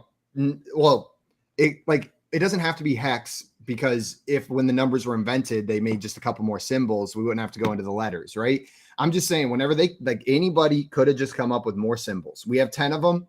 Why aren't there 30 symbols and we operate in base 30? Numbers would be so much shorter. We just need a couple more symbols. So is this like foreplay for you guys? Like, this is what you bring to her? Like, I was about to say, people have no idea what we're talking about. I'm going to try it. Something new, always keep the marriage spicy. So yeah, bring up Joey hexadecimal. walks up to his wife and is like, hey, you hear the Dewey Decimal System's base 10? What do you think about that? She'll be like, go change your daughter's diaper. Joey's like, you got it. All right. Like, okay. Because we got Jeff Wilson as a fact, not a flash. And up next, we've got Tampa Bay Buccaneers running back Rachaad White, who got the start, and then Leonard Fournette went down with I believe it was a hip injury in that game. Hip pointer. Rachaad White had 22 carries for 105 yards. John It's not as bad as it is. Fact or flash, Rachaad White? Rachaad White is all fact for me. All fact for me. He looks good out there. He's a rookie running back. He looks much better than Leonard Fournette currently. Maybe not in the past. I think Leonard Fournette in his prime looks better than Rachaad White in his prime so far. But this season he has looked better. So I'm going to go fact. Joey, what about you? Yeah, it's 100% fact for me. I think this is the future of the Tampa Bay backfield. I think when they come out of the bye, you might really see one of those, like Leonard Fournette just turned into the third down back, because Rachaad White is he's running the ball down the defensive line's throats. It's beautiful to see. 2 weeks now, we've seen Rachaad White look really well. Last week, he looked phenomenal. It's all fact for me. Man, Tommy brought up what I was going to bring up here. Fournette's still going to be involved whenever he's healthy, and likely down there on the goal line. We'll see him steal some of that goal line work, probably punch the touchdowns in after Rachaad White breaks off the big runs, gets them down there. That being said, it's still fact. You're still starting him in fantasy. And man, I think like lesson learned, if you haven't done this already, when teams talk up their rookie running backs, like even if they're not getting the work yet, if teams say this guy's going to be the starter, believe them. We saw Isaiah Pacheco kind of take over this backfield this week. We see Rachaad White taking over this backfield. Even like we have to remember, just because it doesn't happen in week 1, week 3, week 7, they are rookies like working their way into the NFL. And if a team is out there saying like, this guy will be our starter, this guy's going to do it, maybe believe them. Like we should be paying attention to that. You should have had Rachaad White and Isaiah Pacheco on your bench. I should have had them on my bench because the teams told us. This is very counterproductive to say, but like listen to the teams, don't listen to the media. Because if you look at Pittsburgh, like Jaylen Warren and Najee Harris, it was Warren. And that was all media. The coaching staff never came out and said that, really. It was all, talking heads saying that, which once again, very counterproductive from what we're doing here right now. But both Tampa Bay has come out and said, Rachaad White is our running back, Kansas City, Pacheco. And then if you look at the receiving position in Indianapolis with Paris Campbell, same thing. Like coaching staff talking a player up and producing well. Listen to the coaching staff. We got a triple fact for Rachaad White. Triple fact. Next up, another running back, Najee Harris, running back for the Pittsburgh Steelers. He's been disappointing so far this year, but on 20 carries, he had 99 rushing yards this week. One of his better fantasy performances. Joey, fact or flash on Najee Harris in week 10? Though I guess it wasn't even that great of a performance. He put up 9.9 I don't know that he PPR needs to be points. in this segment. I think this might fall into kind of what I said about Matt Ryan, is this might be the new fact. What we saw to Najee Harris last year was amazing because he had a ton of work. He's not getting that work this year. So this just might be the new normal for Najee Harris. So I'd like to call this a fact, honestly, because this is what I hope to see out of him. And it feels like, okay, this is what we can expect. Because I don't think Warren's going to come in and take the job. It's almost like a negative fact. Yeah. Like it's a fact that this is what he is, but not quite. He's not going to be a superstar for you. I don't think, have I said flash to any of these? You're just an optimist, Joe. I'm just a believer of everything I see. Wait, no, you've said fact to every single one. Sorry. I have. Yeah. I believe it. I'm so gullible. See it with your eyes, believe it. Yeah. Aaron Rodgers, Matt Ryan, Jeff Wilson, freaking league winners, baby. Jail. I know this is Najee Harris didn't really blow up this week, but fact or flash on what we saw from Najee Harris? I'll go with fact. He's been doing what he has historically done. This season, this offense is just not very good. So fact. And Tommy in here saying, Joey, you are a daydream believer and a homecoming queen. Cheer up, sleepy dream. You guys know that song?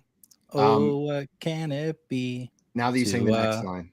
Daydream believer and a homecoming queen. This is just Joey singing. So beautiful, Joey. I was gonna see how long you keep it going. We need a show where it's just Joey singing along to music in his car. It's one of my favorite moments. It's a great song by the Monkees, a band from the 60s that I really should have no reason to know. But on Dawson's Creek, Katie Holmes sang Daydream Believer at a little karaoke house party, and it swooned my 17-year-old heart like you wouldn't believe. Swept off your feet. Joey Potter. And Dustin said he really wanted both of you to join in there. Yeah, I know, but I was really enjoying just watching. It was, but I got the reference. If I knew the song, good. I would have totally joined in, but I didn't know. I don't know the song well enough. I got a mom agreeing with me, so that's all I need. There goes Simon again. Robot Simon. King James in the chat said Detroit Lions fan, MCDC for president. Can only imagine that stands for my coach Dan Campbell for president. Oh, I like that. I was trying to figure out what MCDC was for a while now. I have no idea, but I'm going to go my coach Dan Campbell. Beautiful. Love it. Detroit Lions fan. And it's cool that LeBron popped in to say hi to us this morning. That is. Thank you, Kim James. So, all right, Najee Harris, I think we're settled on that one. Let's move on to our next player. Simon is still having some issues, so he's going to come back here trying to reload. Joey, in the meantime, Elijah Mitchell. Let's see, we got, what was Elijah Mitchell? So 89 rushing yards, 18 carries this week for Elijah Mitchell. Coming back for his first week back from injury. CMC is the new guy. He came back off injury and found that his job was taken by a CMC. Is this fact or flash for Elijah Mitchell, Joey? I think going forth, this is probably the best performance we'll see out of Elijah Mitchell. I can't imagine that you have Christian McCaffrey on your team and you give 18 carries to Elijah Mitchell every week. It's a flash for me. I'm glad to see Elijah Mitchell's back from the injury. He's looking good. If San Francisco's making a run towards, the Super Bowl, maybe week 18, 17, they sit, they just bring CMC back a little bit and we see a performance like this again. But outside of that, I don't really see Elijah Mitchell having another performance like this. Yeah, that's fair.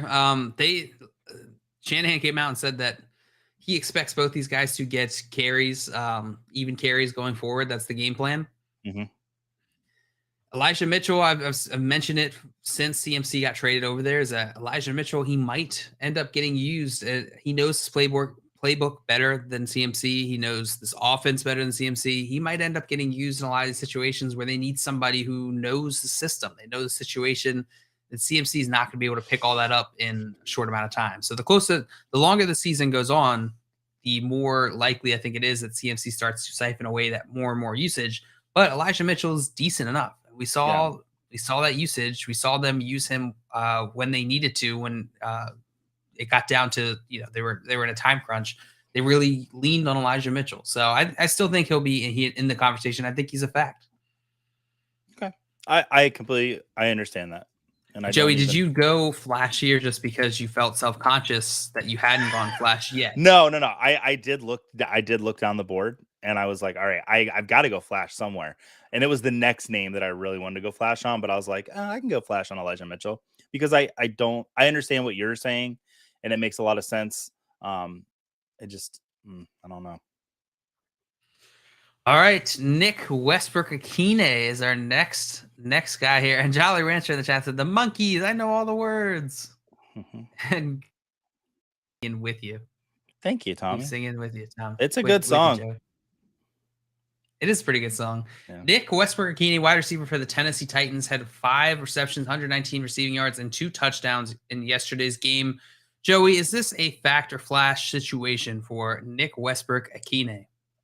It's a flash. I want to do a little flash. I want to do a little pizzazz on that. Yeah, flash. I don't think that we will be seeing this out of Nick Westbrook-Akine anytime soon. 5 receptions, 119 yards, and 2 touchdowns. Maybe the 5 receptions will happen. 2 touchdowns and over 100 yards receiving every week. No, this is a flash. This is a great flash performance. If you started him in DFS because you had a hunch that Robert Woods wasn't going to be good, congratulations. But I would imagine his roster percentage was under 1%. So. Yeah, I'm with you. Joey. We are going full flash here. This was a situation where Westbrook-Akine got pretty lucky. 5 receptions, 119 receiving yards, 2 touchdowns. He's not going to have 2 touchdowns every game. That's not who he is. And this situation are you picking up movie, Joey? I am getting a movie because people are talking about the monkeys and I want to say something. Sorry. Oh, okay. I'll wait. Yeah, this is just a situation where Treylon Burks is going to get worked into this offense more. Robert Woods will likely be a bigger factor in this offense. I'm not expecting much from Nick Westbrook-Akine here. I'm going with you, Joey. It is flash for me as well. Awesome. Show us your monkey show. Okay, so here's a little movie recommendation. If anyone's interested in the monkeys, this movie's insane. It's called Head, and it's kind of like a musical documentary about the monkeys. And it's just like Jack Nicholson's like first movie too, which is kind of cool. Bob Rafelson, I believe, directed it. Crazy movie. You can never get your hands on it to watch. It's called Head. Everybody should watch it. Yep. Oh, okay. And my mom in here saying Mickey was my crush. Everyone laughs.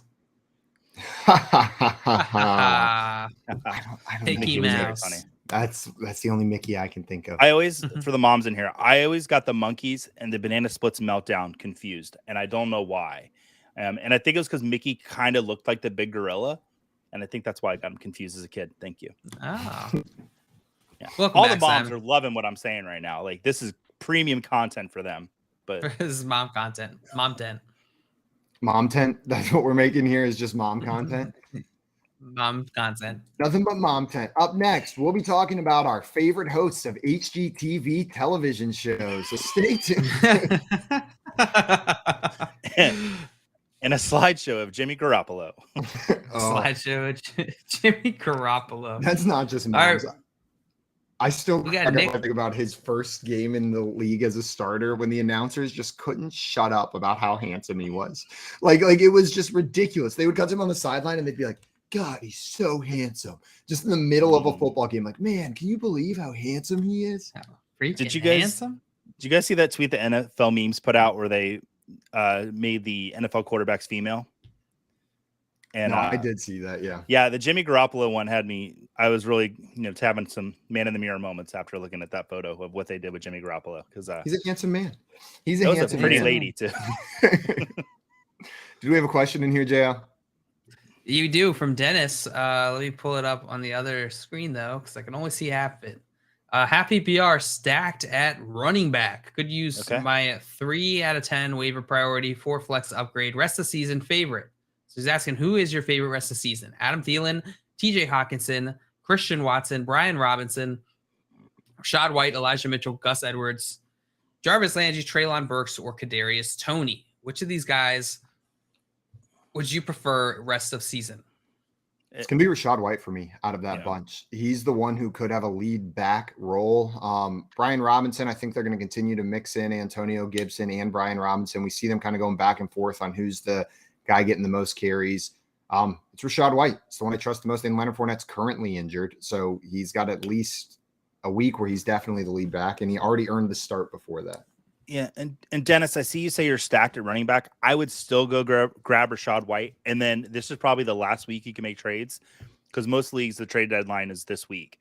Go out and flip one of your running backs and get yourself a wide receiver and upgrade at tight end. That's what I would do. I like that move a lot. I like that move a lot, Joey. That's smart. Thank you. Justin in here saying Joey and Zach Wilson, premium mom content. We know Who's it's Joey wrong. Wilson. Oh no, my camera. Oh no, there goes Joey. There goes Joey. Beautiful, Joey. It's all Very, good. very nice bedroom. Very nice. Sorry, guys. I'll fix just it on the break. This is what we're doing for now, though. We're just getting a tour from Joey this weekend. There. Where do we guys? Not gonna lie, I thought that was in a completely different room, Joey. You throw me off entirely. Isn't that funny? How like you have these friends who live in places that you only ever see via the computer, and then you get an idea of like what it looks like. It'd have been great if there was like aliens scrambling around the room. Y'all's minds would have exploded. Just rolls around and there's got like the a green full-on screens up to make it look like a bedroom. Movie production going on the other side in your bedroom.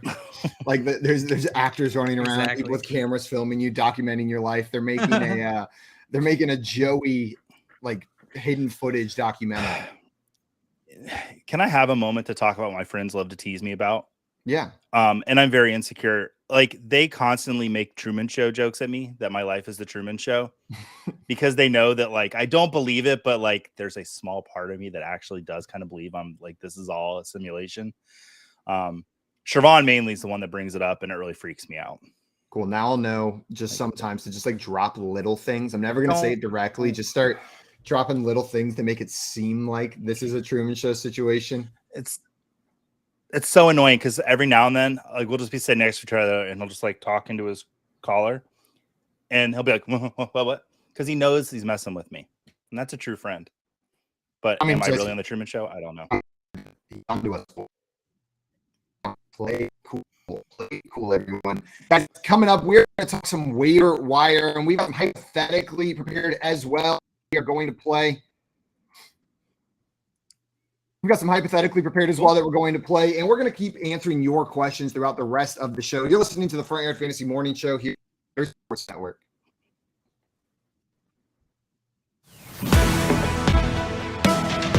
Front Yard Fantasy, weekday mornings at 7 Eastern on Better Sports Network.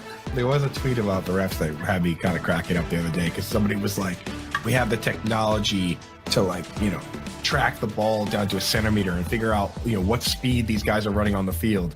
Yet somehow we still mark the ball by That's my favorite. a 60-year-old dude eyeballing it, and then we run over with literal chains and measure it. It's like, you know, you think we can probably It's get that figured it's like out. the least precise way to measure something, and then like immediately following that up with a super precise way of measuring something. Yeah, it's like we have That's what I love. satellite. Like if you're a millimeter short of that chain that they bring out there, that they ran out it as best they could in a straight line. But if you like, first they just go here, and then they grab the chains and they run in the straightest line possible. But then if you are 1 millimeter short with that football, doesn't count. Sorry. Couldn't have been human error. You're just short. That's exactly. And, you know, they bring out the index card or whatever. Meanwhile, they have, like, you know, satellites in space tracking how fast Brandon Ayuk ran on an end around. But we can't, And I can see that number live while he's doing it. Like I can see every player's speed on the screen live. I love that. It's like, and not to mention, like, that dude's trying to make the spot, and the player always tosses the ball, like, right into his face, right? Like, he's coming over to spot it, and it's like every other time the player just like, here you go. Here's another thing to juggle. On call with Dr. Roto. If the Giants don't win another game this year, A, I'll be shocked. But B, I'll still think that they're better than they were with Joe Judge. Much better. Because I think Brian Dable's got a lot out of this team already. And I'm seeing what this team could be. See, that's the problem with owners and general managers. I see Nathaniel Hackett and I see a guy who can't get it done. I see Matt Rule and see a guy who never should have been hired. Disaster right away. Sometimes a good coordinator in the NFL is better. I don't even say sometimes. Most of the time, a good coordinator in the NFL is better than a college coach because the NFL coordinators, they know the system. They've been there. They've played. They've been around it. For the life of me, I don't know why Eric Bieniemy hasn't gotten a job yet. Deuce Staley's going to get a job. Somebody's going to hire that dude. When you've been around the game, you understand it. These college guys come, they don't know it. Join the show with one touch of a button. It's Sports Talk 3.0 on Better Sports Network.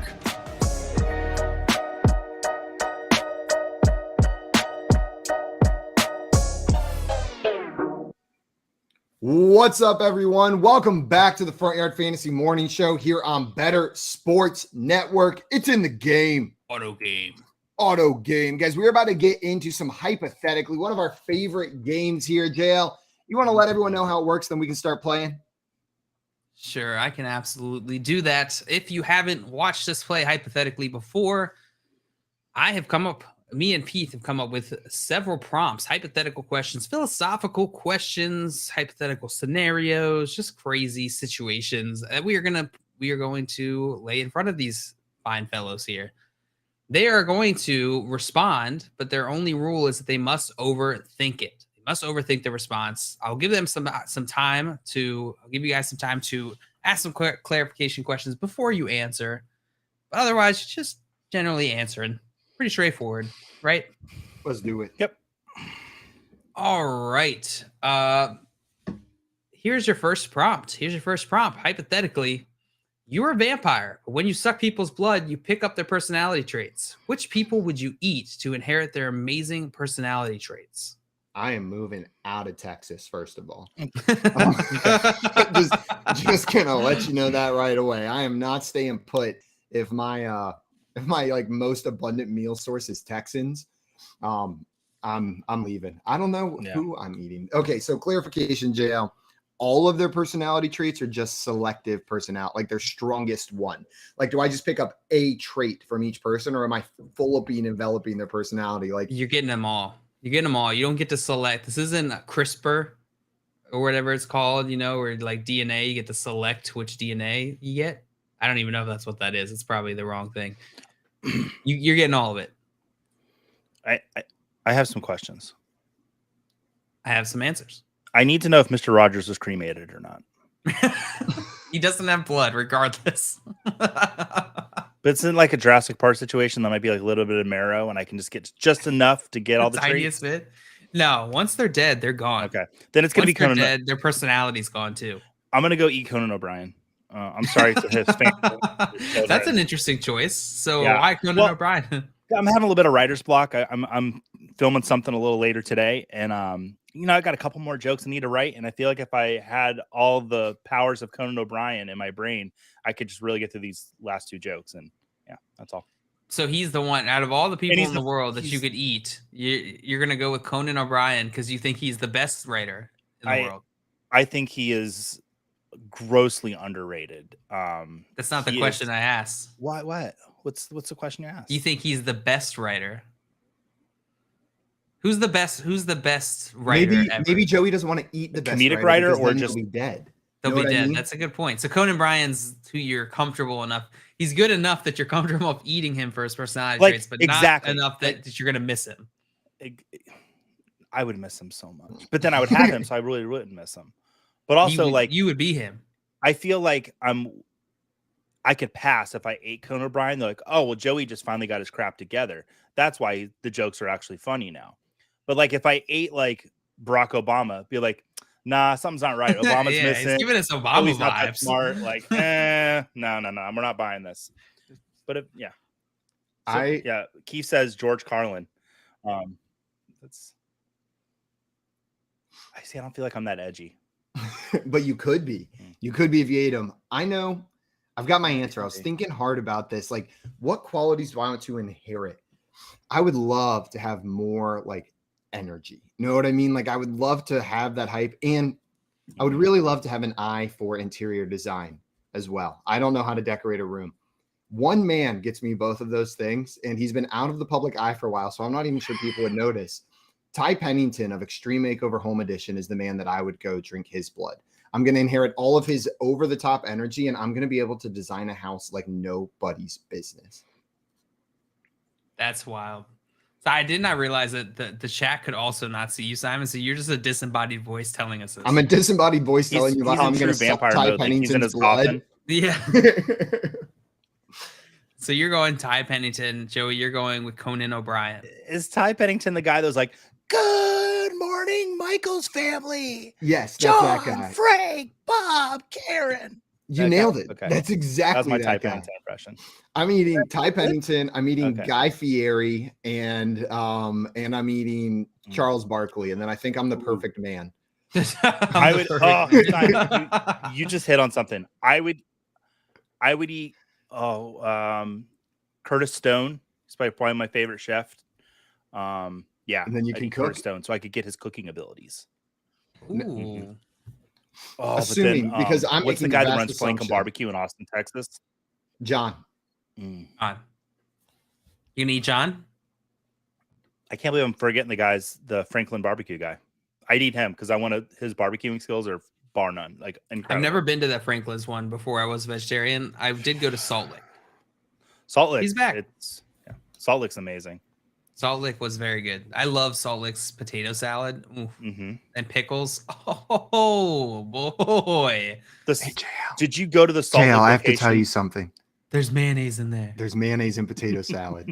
Guess what? Not in Salt Lake's potato salad. Go eat some. I think there's no mayo. It's dry.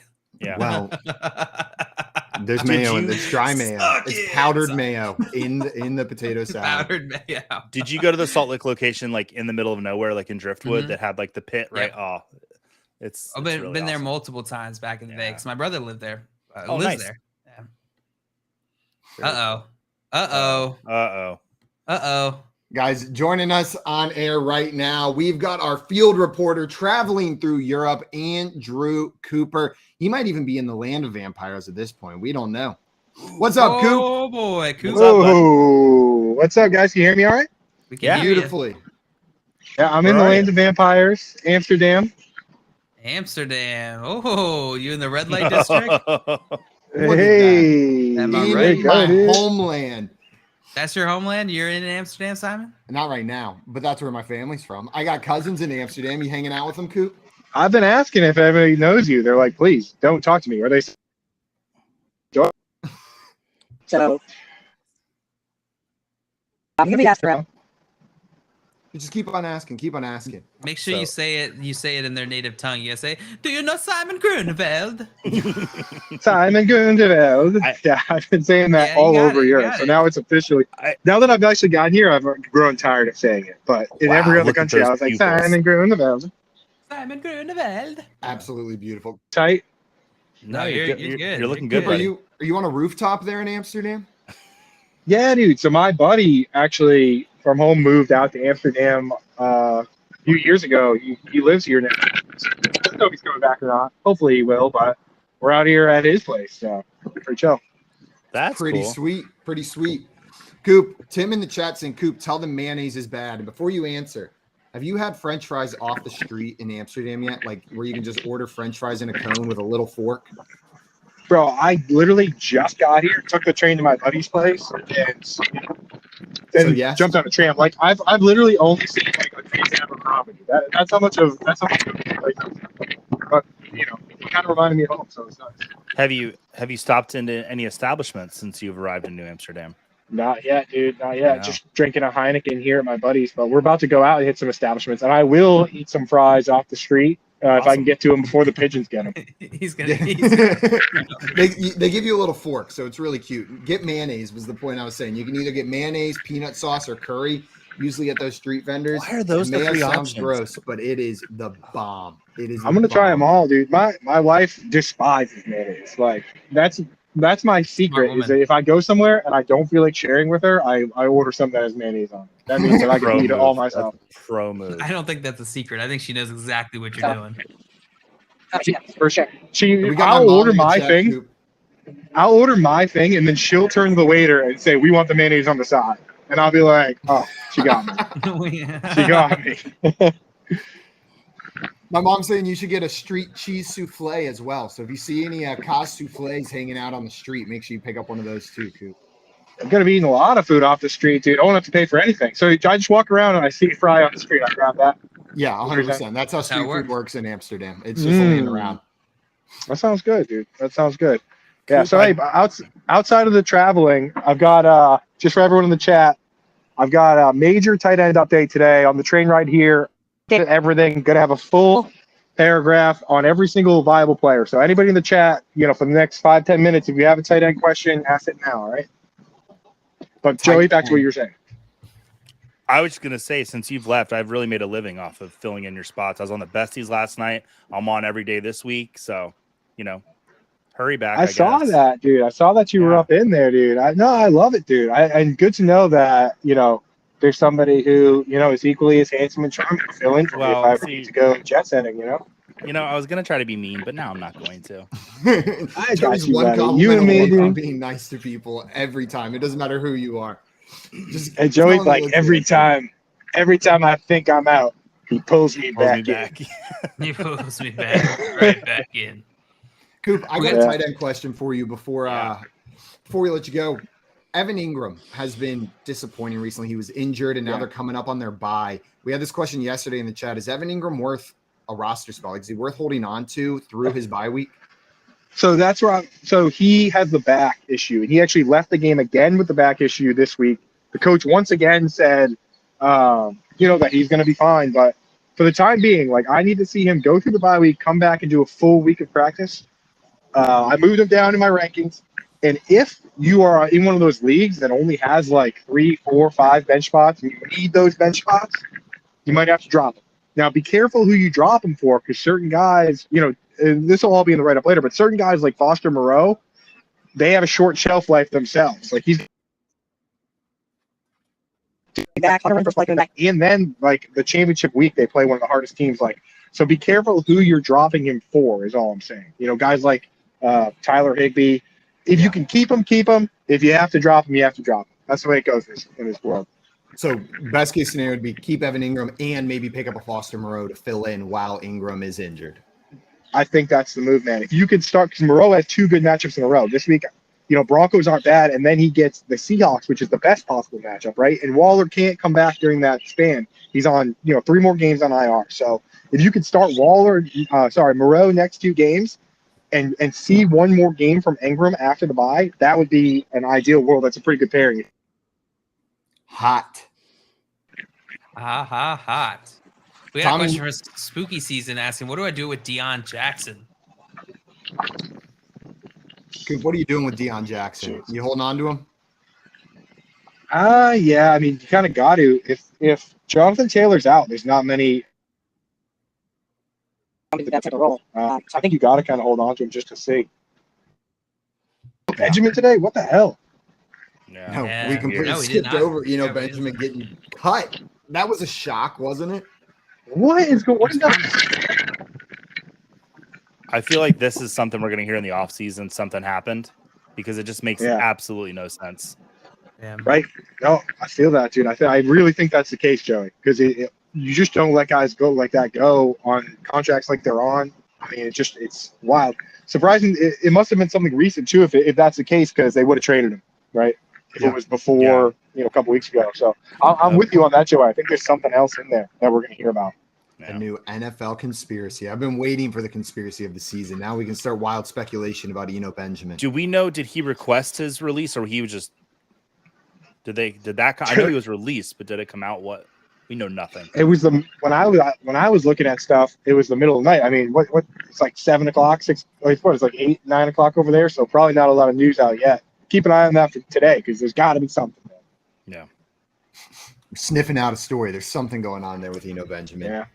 Yeah. Also, smash that fun button, dude, to get to the bottom of this Benjamin situation. Let's do it. Tommy had a question for you. One more question. He said, if you could hang out with one tight end in Amsterdam, who would it be? So one tight end gets to join you today as you're roaming around Amsterdam. Who's that tight end going to be? Dude, absolutely no question. George Kittle. That dude. Yeah. I mean, he just seems like he's a lot of fun, dude. That dude, we be crushing French fries, crushing beers, having a good time. So, tweeting about how the NFL should get rid of turf, just things like that me and Kittle, we kind of have in common, so. And Kittle's like a real bro. Like he finds a French fry on the ground, but he gives it to you because he had the last 3. He's like, oh, this one's for you, Coop. And just hands it to you on the little fork. Just bite it right off his fork. I feel like Coop's answer also kind of tells us the time he's wanting to have in Amsterdam. Because, we know Coop's a Patriots fan, so he could have picked Gronk, but that'd have been a wild time in Amsterdam. Kittle seems like more of a chill time. But Gronk's not a tight end right now, dude. He's just like a party bus boat captain or whatever he's been doing, dude. Like selling NFTs and he probably isn't even as big and strong, so I couldn't even ride on his shoulders or anything. Say we go, we go see an attraction and there's like a big crowd. I'll hop up on Kittle's shoulder. I don't even know if Gronk is big enough these days to handle that. So yeah, probably isn't. Probably isn't. Coop, appreciate you. Absolutely. Oh, it's a little frozen. I can't see the look. But Coop, thanks so much for calling in, my man. Enjoy the rest of your trip. Have fun with Kittle in Amsterdam. Peace, Coop. See you later, man. Hey, guys, one more check-in from London. That'll be back home. Woo. One more check-in from London from Andrew Cooper, and then he's coming back. I gotta say, Amsterdam's internet way more garbage than the rest of Europe. Yeah, just on this short, small sample size. You know what it is? He was at his friend's house, so he was using this is the first time he's called in probably from Wi-Fi and not that European 8G that they got flowing around over there. European 75G.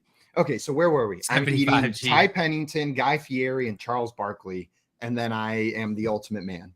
Yeah, so you guys successfully answered that hypothetically prompt before Coop came in, hopped in here. So let's get into our next hypothetically prompt. Go ahead, Joe. Simon. I have a question, Simon. Dad joke incoming. Are you afraid that Charles Barkley would taste terrible? I'm not. It's not for the taste. You know what? Sometimes like you eat your vitamins, right? Because he says terrible, like terrible, and when you taste something, sometimes it's not good. Okay. The only problem is he is rather rude to San Antonio women, and I do make this my residence. So I'm hoping that like the other traits that I take from like Ty Pennington will cancel out the hatefulness towards San Antonio women from Charles Barkley. Barkley threw somebody through a window in Orlando, end of the street, like through like a play Yo, class I'm gonna window. be strong too. That's During what I'm All-Star hearing. weekend. Yeah. You'd be hella strong. Although it's personality traits, not physical traits. His strength is a personality. You'll be trait. mentally fortitude. That's not the right way to use that. All right, let's get into our next hypothetically prompt here. Would you rather be an NFL coach, be an NFL referee, or be an NFL player? Ooh. Would you rather be an NFL coach, referee, or player? With the player, JL, do I get to kind of like pick my role, or is it like predetermined? You get to pick your role, but I will say you are average. Out of all three of these things, you are in the firmly average tier. That's exactly where I want to be. That's the role I was going to pick. I want to be Chase Daniel. I want to be the guy who's been in the league for 13 years and has less than 2,000 passing yards as a quarterback. I want to be the career backup. So like, that's how I'm viewing this. Like career backup QB. I'm pulling an audible here. Forget what I just said about you're perfectly average. You're actually really terrible. No matter which of the three you choose, you're bad at it. Like laughably bad, and people will make fun of you. Oh man, see that now this is really hypothetically like, because I was gonna say, can I be Jeff Saturday? Because then I could be both. But eventually, he could be a coach. But and hey, he could be a referee. Let's just go for the hat trick, Jeff Saturday.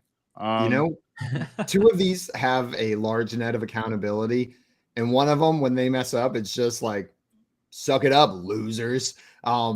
So the referee's the one that immediately appeals to me. Like if I'm a really bad referee, I'm shielded from criticism by the referee. Even good referees get a decent level of criticism. But they still have their job affected. A coach is going to get fired if they're bad. A player.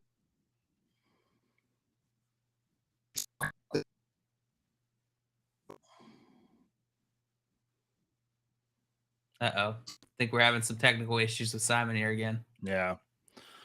He sound roboty to you? Yeah, he did. Which is fun, but at the same time, it's just not good. It's also not good. It's not good. So which of these three are you thinking, Joey? I'm really struggling with more this clarification questions because you did say that you have to be bad at it, and so I feel like if I was the referee, people already think I'm bad. But if I'm a bad coach or bad player, oh man, I don't know if I can deal with that level of anxiety. But money talks. I'd probably be a bad player because I'd get my first contract and then I'd probably be out of the league. So I get to avoid all like the CTE stuff. So that's good. So that's good. Yeah. And Tommy in here saying the worst coach still makes about 3.5 million. I will take a coach. That's a good point, Tommy. It is. I wonder how much the worst referee makes. But see, if I'm going to be the worst coach, that means I'm going to have some type of a scandal too. So like I'm going to be like a John Gruden or Urban Meyer. Like there's a reason I'm getting thrown. Yeah, I just want to say Urban Meyer's a bad coach for the 9 millionth time. I'm probably still sticking with player though, because hey, you'd be an NFL player, so that's cool. You're gonna stick with player here. This is tough. That's this your is decision. Very good hypothetically. Yeah, I'll be a bad player because I'm already one of those.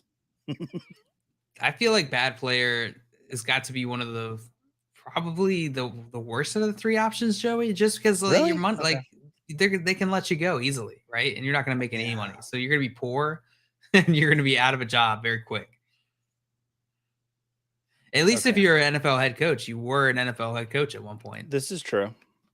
Or a ref, you were an NFL ref. So you could probably get a pretty decent job in college. Yeah, the chat's really bringing some stuff to the table here that, I'll be a head coach. I'll be a bad head coach. NFL official salary average is $180,000 according to Tommy. It's not that much. But it's not, but you could that's a lot. Don't get me wrong. It's a lot for a job. I just mean like compared to a coach or an NFL player. The worst you're getting as a coach is 3.5 mil. Yeah. Any stadium you walk into, you're getting booed. But you could go to the mall. And 180,000 is nothing to, turn your nose at. No, it's nothing to turn your nose at. Just comparatively, it is definitely something to turn your nose at. But head coaches could probably go to the mall, right? Probably. They could probably go to the mall. I don't think that's a restriction. Yeah. Like, I don't want people talking to me. Yeah. So you're going to go with coach. You're going to switch it up, Joey. Yeah, I'm going to go with coach. All right.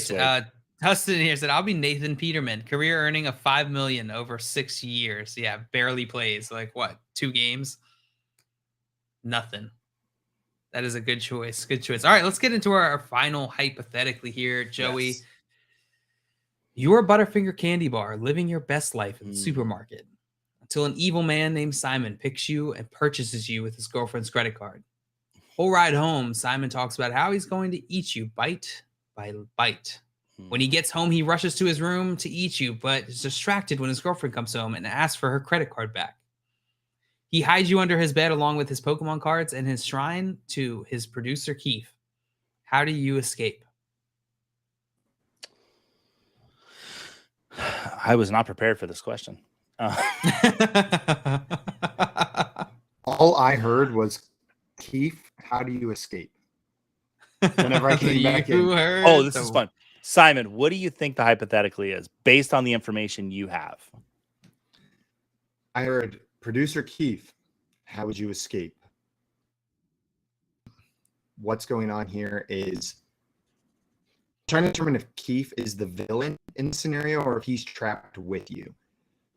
I'm going to say you and Keith are trapped, but Keith is critically injured. You guys are trapped in the prison of a pirate ship, and Keith has had his limbs broken, but he didn't give you up. They were trying to trim and some secret information about you, but he didn't. He was a real bro.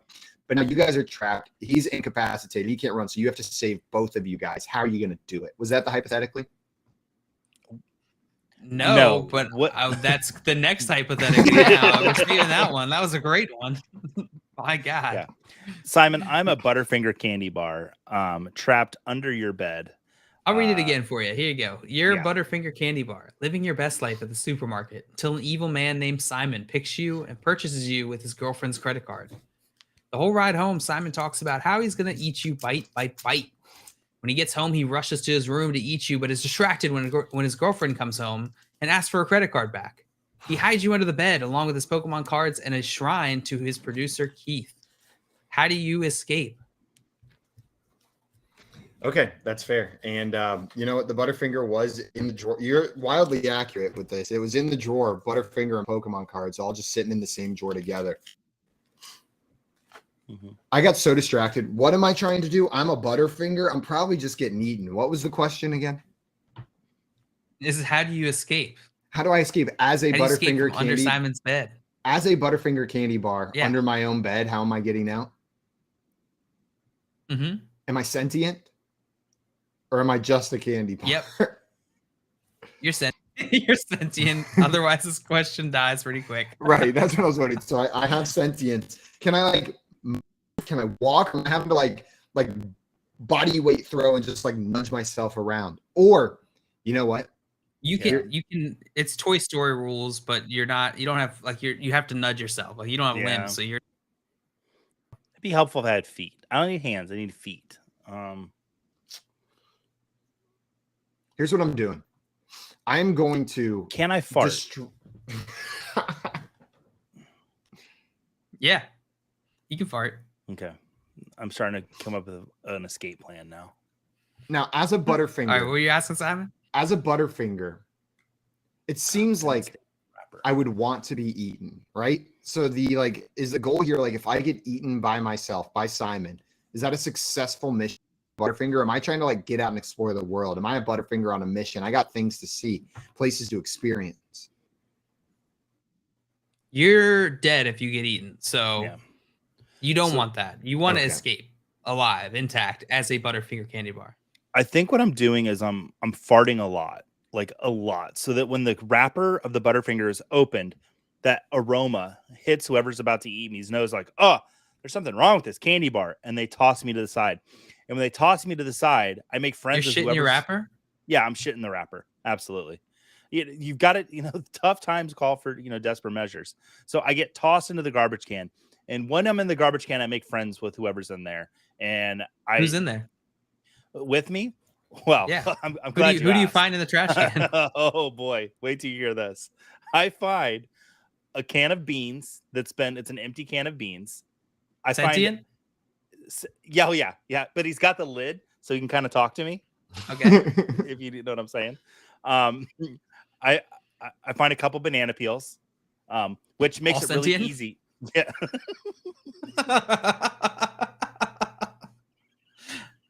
Okay. Or I are don't know banana why- peels like What did they this make it is easy? dark? Are they just like the skin of a previously sentient creature?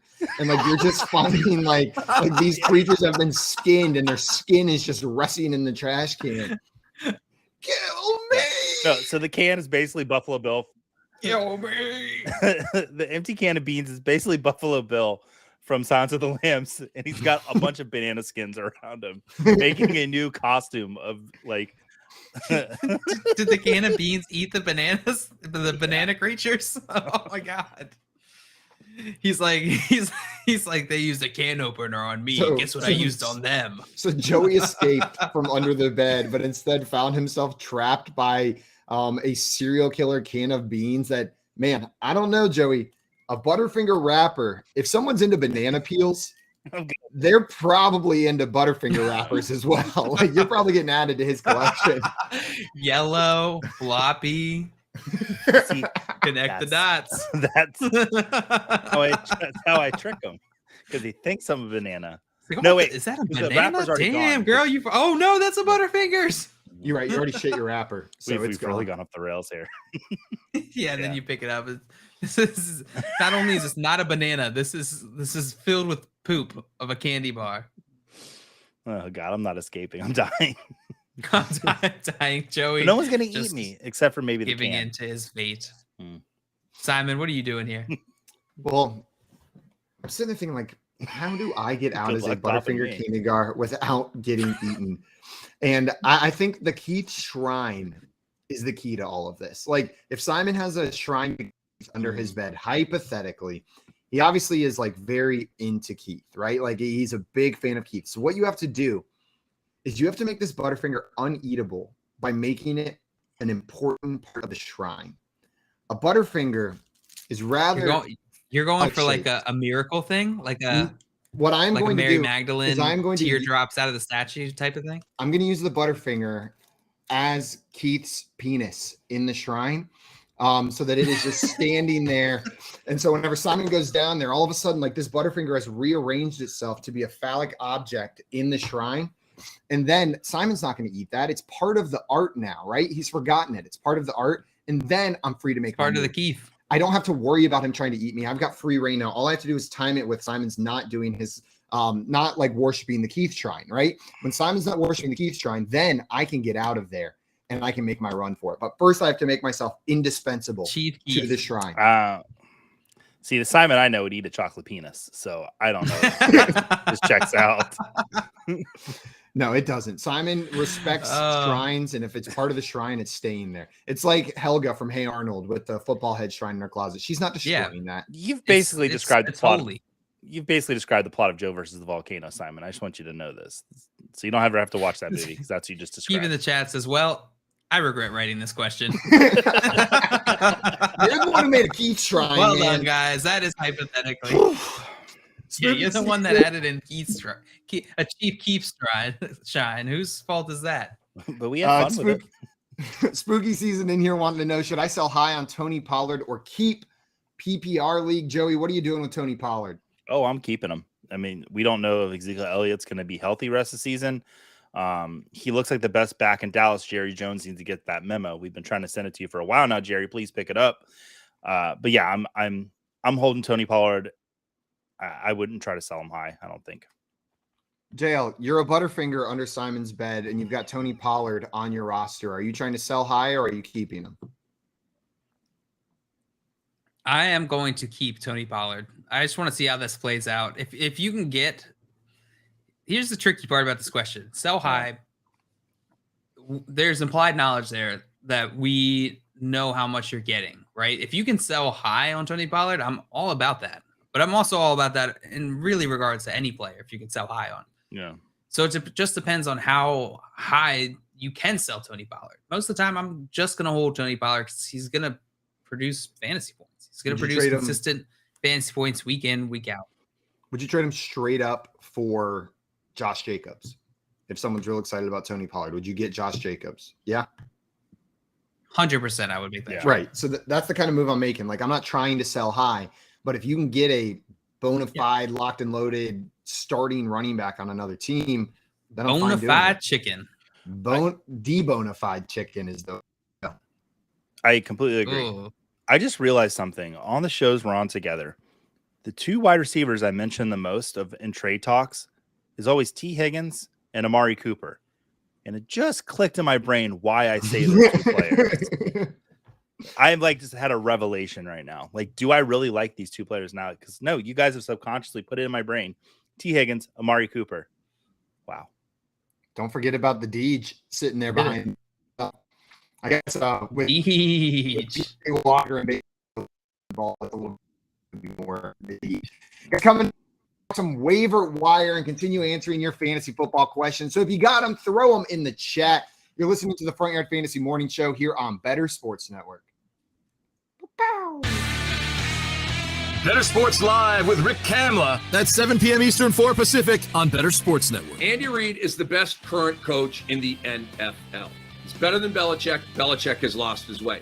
He's better than Tomlin. He's better than Harbaugh. He's better than Shanahan. He's better than McCarthy down in Dallas. He's better than all of the gangster NFL coaches right now. Sean McDermott up in Buffalo. He's better than all these guys. Andy Reid is the greatest gangster that we have at head coach in the NFL right now. And I understand that you're saying, well, Belichick is the GOAT, Cam. How can that be true? Now you're bringing up old stuff. Bill Belichick can't draft anymore, okay? Talk to me. Nick Chubb, Sony Michel. Talk to me. DK Metcalf, Debo Samuel versus N'Keal Harry. Okay, talk to me. This dude has lost his way. Remember the year when he should have bottomed out and just tanked, but he couldn't, and he went and got Cam Newton, and they were a mediocre team, right? He's lost his way. And not that he can't coach up a good defense and that kind of thing, but overall, he's lost his way. Andy Reid's an absolute badass. They draft great. He's a great coach, makes the right decisions, when to go for it, when to kick, when to punt. The guy's the man. The Playbook with Fensty and Ronis, presented by FantasyAlarm.com. I hate the stupid unsportsmanlike conduct. As long as you're not disrespectful to the opponent, you should be allowed to celebrate. How I used to say it, and to bring up, because now basketball's starting to bring up. Oh, dude, it's even worse than basketball, isn't it? So Dikembe Mutombo used to get teed up in the 2000s. In the 90s, they didn't give a crap. 2000s, though, when they tightened up the rules, they used to tee him up more when he did the Dikembe finger wag. But they wouldn't tee him up if he did it to the crowd instead of looking at, like, Eton Thomas, like one time I remember, and doing it right to him, or when his back was turned, doing it right to him. If he did it to the crowd, they would never call it. And so that makes me wonder if these players, while, yeah, they want to talk a little smack, maybe they should flex towards the crowd than at the player who they're standing over. I guess. I know again, it's soft, man. It is soft. Because you know what? Like we're gonna give 15 yards for that, bro. They think that, you want to know why they're paranoid? They think that's gonna turn into a fight. See, I disagree with that. That's not going to start a fight. I agree with you. They don't agree with us. It's one thing, okay, if you spit in someone's face or say something derogatory, like about their family or something, right? Yeah, that can incite it. But if you're just like, yeah, I made that play, what? You know what I mean? Like, again, they know the rules. You got to know you're going to get flagged. You have to have discipline. But, like, I don't know. I have no problem with celebration as long as it's not disrespectful. What's disrespectful? You know, it's interpretation, and that's my problem. Watch, it's going to cost someone in a big playoff game, and that's when people are going to go crazy. There'll be a third down play. Someone makes a pass breakup, and they're in someone's face. They're going to throw a flag. It'll extend the drive. That team scores, wins the playoff game because of it. You need something drastic for it to really leave an imprint, and I hope that doesn't happen to mine. Better Sports Network is betting, fantasy, collectibles. It's sports talk done better.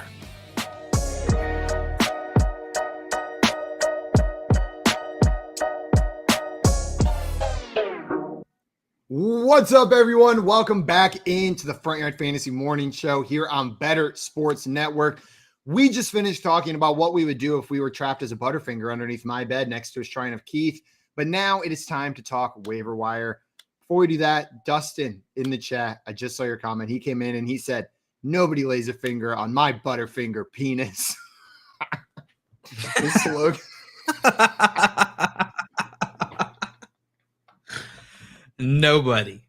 Nobody lays a finger on my Butterfinger penis.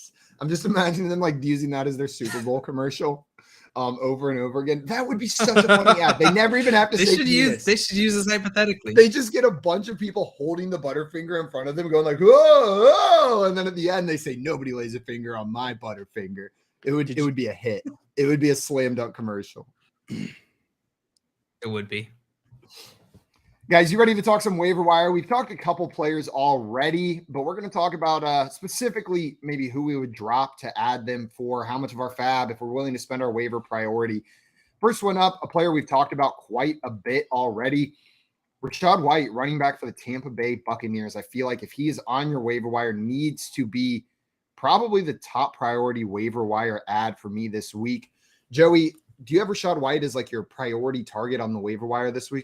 He's not on many of my waiver wires, and not because I have him. I'm not coming in with that, because I have him. No, I wish I did. I wish I had a lot more of him. He's just not out there as much. But if he is, absolutely. At this point in the season, I'm happy to spend 100% of my fab to get Rachaad White on my team. Like whatever I have left. 100% of the fab. Yeah. So it might be like, let's say if I have $25 left, I'm happy to spend all 25. If I've been sitting on fab all season, I don't think I need to make that big of a bid. I could put maybe $50 and get him if I had $100 of fab. JL, are you agreeing with Joey here on how to handle Rachaad White? How much did Joey say? 100%. 100%. No, absolutely not. That's too much to give up for Rachaad White, in my opinion. I would be willing to part with 15 to 20%. The most recent numbers say Rachaad White is rostered in 45% of Yahoo leagues. So in Yahoo leagues right now, so he's on the waiver wire in about half of leagues out there. I'm closer to Joey. I'd maybe leave a couple of dollars to stream defenses in the playoffs or something like that, but close to 100%. It is hard to find a starting running back on the waiver wire, and that might be what you're getting in Rachaad White. And I've got more confidence in him than in Isaiah Pacheco, who was a popular ad last week, and likely probably isn't out there on the waiver wire. Joe, would you rather have Isaiah Pacheco or Rachaad White rest of season? I would rather have Rachaad White. It's tough, isn't it? Yeah. Yeah. And I'm looking at it. Isaiah Pacheco, even though he was a hot ad last week with him saying he was going to be the starter, I guess people didn't believe it because he's only rostered in 25% of Yahoo leagues now. Yeah. Also, I see Alex in the chat said, "Hey guys, what up, Alex? Good morning." What up, Alex? And he says, if you aren't blowing it on a Rachaad White type player, who are you blowing it on? Yeah, JL. Your mom. Butterfinger. Got him. JL, I am curious, like, if you're holding on to that fab, is it just you don't think Rachaad White is can be that league winning type player? Because we're getting down the stretch of the season here. What is that fab? Is it just worth more to you to have that fab? Yeah, I mean, 15 to 20% is nothing to sneeze at. That's close to a fifth of your budget, right? So I'm not saying don't blow it. That's a significant chunk of your money that you're using on one player. But we're in week 11. We still got weeks left. We got the playoffs coming. Injuries are still going to be happening week in, week out. Fab does not become useless as we get close to the end of the season, even though it seems like it does. It becomes valuable and in certain situations between who wins the league and who doesn't. So, I think 15 to 20% is a very generous portion to put aside for one player here. Well, Joe, you said you wouldn't sneeze at it. Would you cough or maybe spit at it? I would cough. I would spit. I would burp at it. But no, sneeze, that is entirely different. Thank you. Belch from the deck. Would you do that at it? That's every belch I have, Simon. Every single belch I have comes from a place you don't want to know. You know how I knew when I was a man, like when my transformation from boy to man was complete? When regardless of what I'd eaten, my belches smelled like beer and sausage. Like I could have not had a beer or a sausage in the last 5 years, but it's going to come out smelling like beer and sausage. It's just what man burps smell like. Sausage. Mine don't smell like beers and sausages. Oh, I'll tell you that. I guarantee you they do. You don't even know it. Just like you don't know mayonnaise is in your mac and cheese. You don't know that your beer smell like beer and sausage. In my mac and cheese? Why are they putting in my mac and cheese? That was the whole conversation. Is that at restaurants they put mayonnaise in the mac and cheese? It's why? Why would they do that? To make it creamy, JL. Don't you like a creamy mac? It's so good. I want cheesy mac. And Jay in here saying, it loses value each week, though. Yeah, FAAB does become a little bit less valuable because you're getting less run out of these players, right? Like a player that you add week 1, you could get. I hear what you're saying, JL. I don't think it's saying like it becomes not valuable. You still need to add those players to win a specific week, but a player added week 2 that you start for the rest of the season is more of a value add to your team than a player that you add week 16.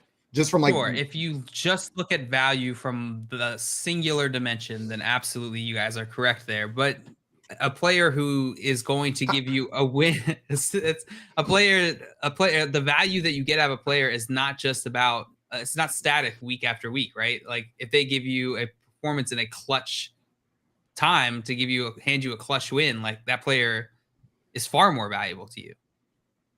I hear you. But I also think what is being said on the other side isn't untrue. And that's why I said I'll save a couple dollars. I'm not saying it's untrue at all. I agree with it. I'm just saying it's there's other ways to look at it for sure. Yeah, we're playing checkers and JL's playing 4D chess with his FAAB over there, looking at it in all the dimensions. Simple strategy. Simple thinking ahead. Slow down. Jay said apparently JL looks down. at FAAB and 4D. You got the glasses. Is your seat vibrating as you put your waiver wire bids in and it blows little air jets on your legs? This 40 my movies. legs. This 40 movies I saw were an was it experience. the last Star Wars. Yeah, they still have one of those theaters in Orlando. I It's saw just Star Wars that way. Like spit little like sprays of water at you while you're sitting there watching a movie. It's just like a super unpleasant movie that was watching experience. And I saw Showgirls in that theater too. That's not the movie to see in that type of an experience. Yeah, that doesn't sound My like a mom's good listening. 40 Hi, movie. Mom. We had a question in here from Spooky Season. Said, are you guys high on Cole Kmet on the waiver wire if you have Taysom Hill as your backup tight end? So first of all, I don't think you need a backup tight end. So Taysom Hill, regardless of whether you pick up Cole Kmet or not, I think Taysom Hill is probably your drop candidate. He hasn't done anything recently over the past couple weeks. He was always a boomer bust type player, and we're getting a lot more bust than boom from Taysom Hill. So I'm dropping Taysom Hill to pick somebody up off the waiver wire regardless. But Cole Kmet, I think, is a worthwhile pickup. But if you're starting tight end as Travis Kelce or George Kittle, then you don't need to pick up Cole Kmet. How do you guys feel? Yeah. I agree with that generally. Yeah. 100%. 100%. Are you guys confident in Cole Kmet? Like if you're looking for a tight end, let's say not as your backup tight end, if you're looking for a tight end, are you picking him up off the waiver wire this week? They still have their bye coming up as well. I mean, 6 targets in week 9, 7 targets in week 10. That is promising. We said he wasn't going to have 2 touchdowns every week. He proved us wrong there so far, Simon, but I still don't expect that week in and week out from him. He does have Atlanta this week, so I'm picking him up, playing him this week. It's lights up for Cole Kmet, but later on in the season, he's going to have a tougher time. Yeah. I haven't done my rankings for the week yet, but Cole Kmet very well could be a top 5 tight end for me this week against Atlanta. After this week, I think he's still top 12, so I would add him. The only concern there is that I know he still has his bye week coming up in week 14, and if it's a tight end like Cole Kmet, I probably don't want to roster multiple ends. I think you can still pick him up and play him, but just know like through that week 14 bye, I'm probably dropping him, picking up somebody else. That week 14 bye is going to kick so many teams out of the playoffs. We're going to get a lot of bellyache in that week. I can just see it. A lot of Tommy Trembles. Mm-hmm.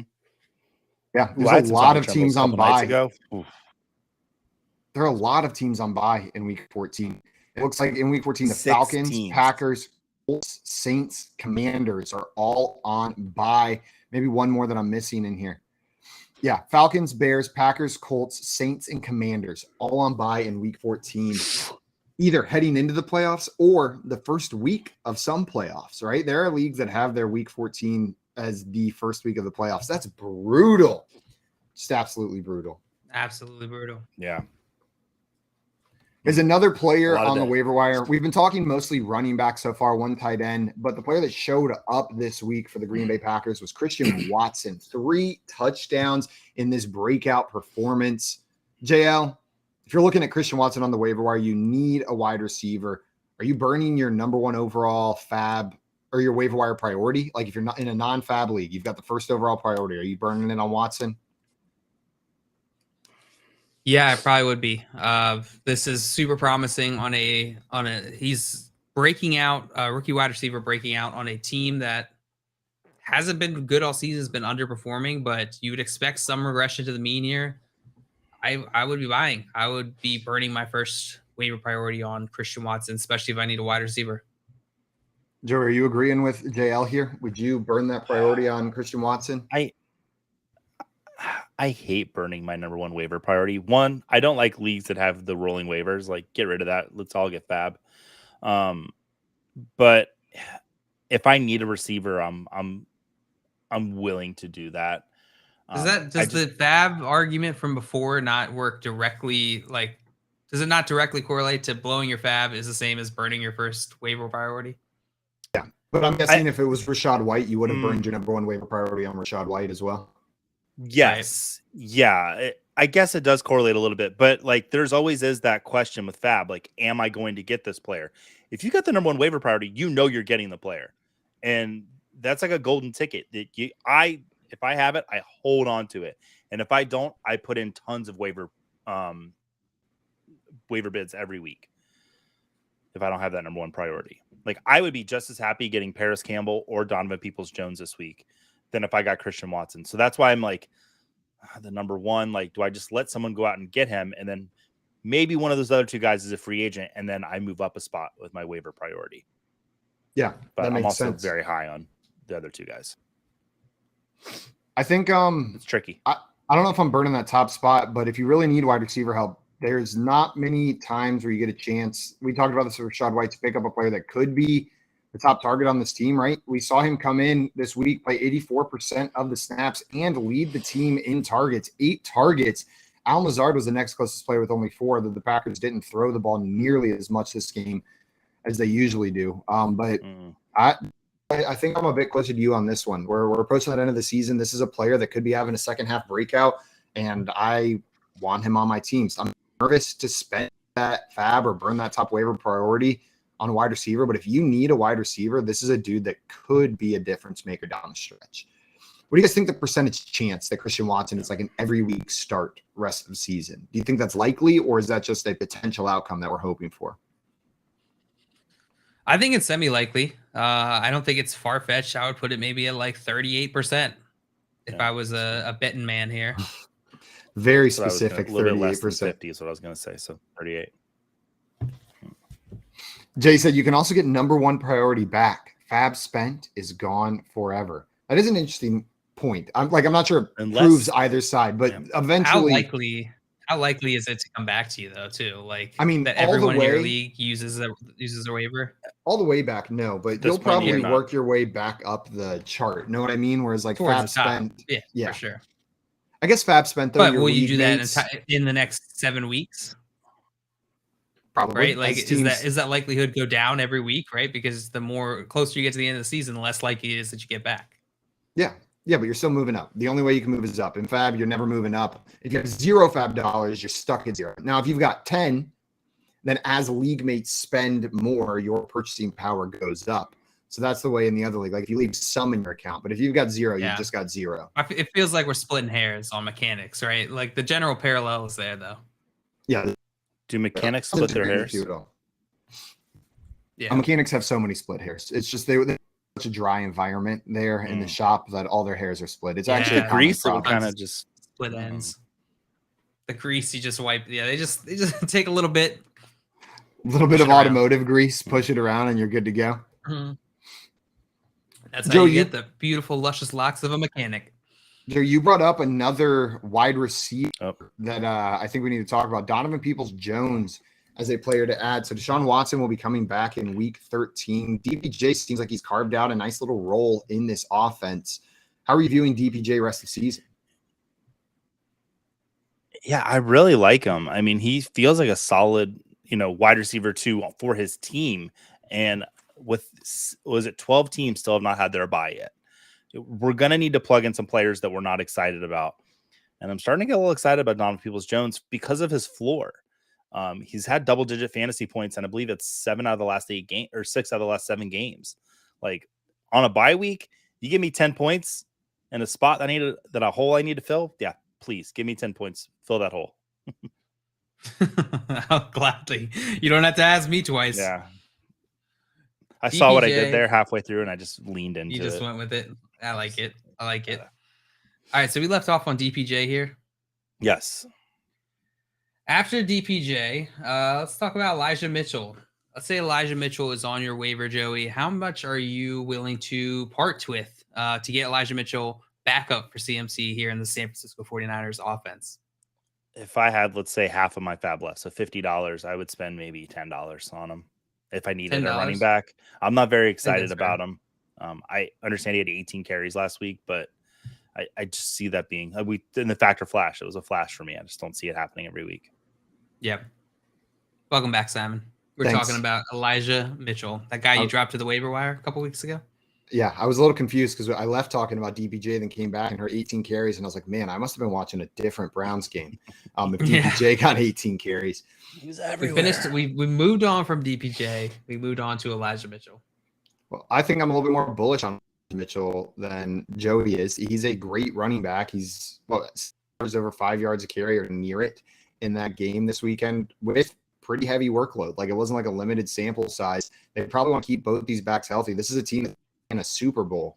There's no reason, if it's working and Elijah Mitchell stays good, which is all he's been whenever he's been the starter of the San Francisco 49ers, then keep these guys healthy and split the workload between them. That doesn't mean Christian McCaffrey's not a top 5 running back every week. He still is, because of what he can do in the receiving game, what he's going to do on the ground. But Elijah Mitchell caps that upside a little bit, and I think he's startable. And I hate that I dropped him in a lot of leagues, but I had to. You know what? I had to. Sometimes you got to make tough cuts in fantasy. Sometimes you got to. Simon, I'm just glad that you are back on this Elijah Mitchell train, because it started off without you, and it was lonely. And then you joined, and it wasn't lonely anymore.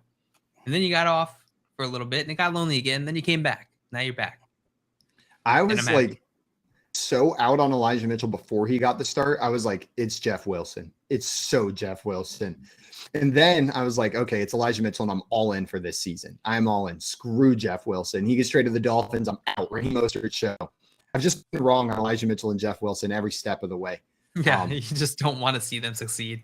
What I wanted to see Elijah Mitchell succeed. I was now you do. Besides Josh Jacobs, he was my most drafted running back besides Jacobs across 17 leagues. It was Josh Mitchell and Cordero Patterson as my top 3 drafted backs. Melvin Gordon.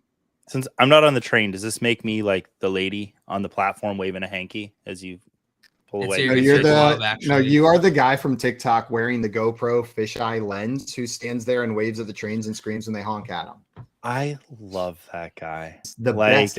I don't know that I know this guy. I'm gonna have to go see him. He's like the purest soul. He just gets so much joy whenever the trains come by, and the camera is just pointed right at him, fisheye lens, and he goes around and just goes train watching. And when they honk at him, I'm not sure there's a more joyful sound in the world than his excitement when a train honks at him. Can you give me an example? Like, what kind of sounds does he make? Not. You're just gonna have to look up. You can't. Like I do the starts and citations thing, and I saw this after I started doing starts and citations. And I almost wanted to stop doing it because I'm like, that's exactly what I'm trying to do. I cannot tell that it's an act. If it is or is not with him, it is so pure. The joy and the innocence in him. I can never do that. I'm gonna have to go watch this. You guys are hyping it up so hard. Yeah. Jail, you're gonna get stuck in a rabbit hole where like it never gets old. You're gonna watch like 40 of them in a row, and it's the same thing. Just him reacting to a train. Can you send me him? I'll send you one. Okay. Simon, is it an act or is this who he is? I have no idea. And you know what? It's one of those moments where I'm not even going to spend time thinking about it. Like I was watching the show Beauty and the Geek with my girlfriend the other day, and she asked, "Do you think this is real? Like, are those real geeks in there?" And I was like, "Leanne, doesn't matter. Yeah. Like we are suspending disbelief to watch this show in all its glory. It doesn't even matter if it's real or not. What's real is the experience we're having watching it." See, she said, "This is on the WB. Why are you being so deep about it?" Yeah, why are you overthinking the hell out of this? You're like, what? I feel with him, it's an act. Although is he from Holland? He seems like I have no idea. So I think it's just I gotta watch it now, guys. I can't wait until the end of the show. Yeah. I'm gonna send it to you, JL. I'm gonna send it to you, guys. Coming up, we're going to keep on answering your fantasy football questions. If you got them, throw them in the chat. Right now, you're listening to the Front Yard Fantasy Morning Show here on the Better Sports Network. The Playbook with Fensty and Ronis, presented by FantasyAlarm.com. The only person, I've said this to you before, who I believe back then, of all those power hitters who truly was clean, Ken Griffey Jr. I mean, I think so when he got Body hurt. didn't change. We'll never know that for sure either. Nah, dude. We've seen guys who were not big take substances. That's true. I just get busted. So it's not about that always. I hear you. It's just, don't you think with the way his career kind of went, you would think that he didn't take anything? I don't think he did, but we'll never know 100%. I'm going to keep telling myself that he didn't. The 1 year player, I mean, he's my favorite baseball player of all time. In the 1990s, Ron, as a kid, as a 5-year-old kid who plays video games and collected cards, there was no one cooler than Ken Griffey Jr. I still wear my hat backwards because Ken Griffey Jr. did it and he looked really cool doing that, wearing a backwards baseball cap. Like, he made everything the guy did looked cool. Even the home run in the movie Little Big League, it's acting, it's all, I guess, fake, but even he made that look cool. I mean, Ken Griffey Jr., you're a little bit older than me, but in the 90s, was there besides Michael Jordan, was there a more loved athlete than Ken Griffey Jr.? Yeah, no, I love Griffey. He's one of my favorite players ever, from defensively to hitting his swing. And yeah, I would have loved to see what he could have done if he had stayed healthy, the final numbers he'd finished with. So no, I was a huge fan of Ken Griffey, and it's a shame though that all those injuries towards the end of his career just really limited the production he put up, but he still put up elite numbers. He was so fun to watch. So I'm a huge Ken Griffey guy. And here's the other thing too. So 1994, the season got shortened because of the strike. And he finished with 40 homers in 111 games that year, man. And then he had 56 2 years in a row, 97 and 98, and then 48. He had a stretch 4 years in a row, 49, 56, 56, 48, 40. I mean, unbelievable. And then, yeah, once he hit like 31, he started to miss games, 111, 70, 53, 83. So think about that, all those years that he lost, and he still hit 630 home runs, man. So if he was clean, he would have been the all-time home run champion. Again, we're all guessing here, but you would think, all right, well, once he got into age 31, 32, that's when the body started breaking out, which is typical, right, for someone who's not using anything, whereas we saw Barry Bonds just get better with age. And we did not see that with Griffey. So look at 2001, where he's 31, he played on, look at the home runs decline, 8, 13, 20, 35, 27, 30, 18, 15. To his age 38 season. Even age 39 in 170 games, he had 19 home runs. So he probably would have definitely been the all-time home run leader had he been able to stay healthy. Better Sports Network. It's sports talk done better.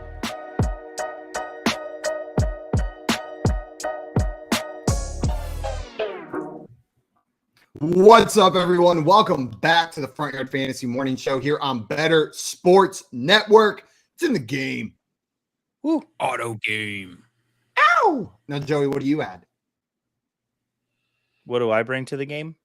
Yeah. Nachos. Okay, Joey brings nachos. I bring out. Joe brings the auto game. Joey's nachos. When you guys are making nachos, I had this debate the other day. My go-to is microwave or oven. And my girlfriend said her go-to is the air fryer. Would you? I thought that seemed odd, but I don't think she's wrong. But I was like, I've never thought of putting nachos in the air fryer before.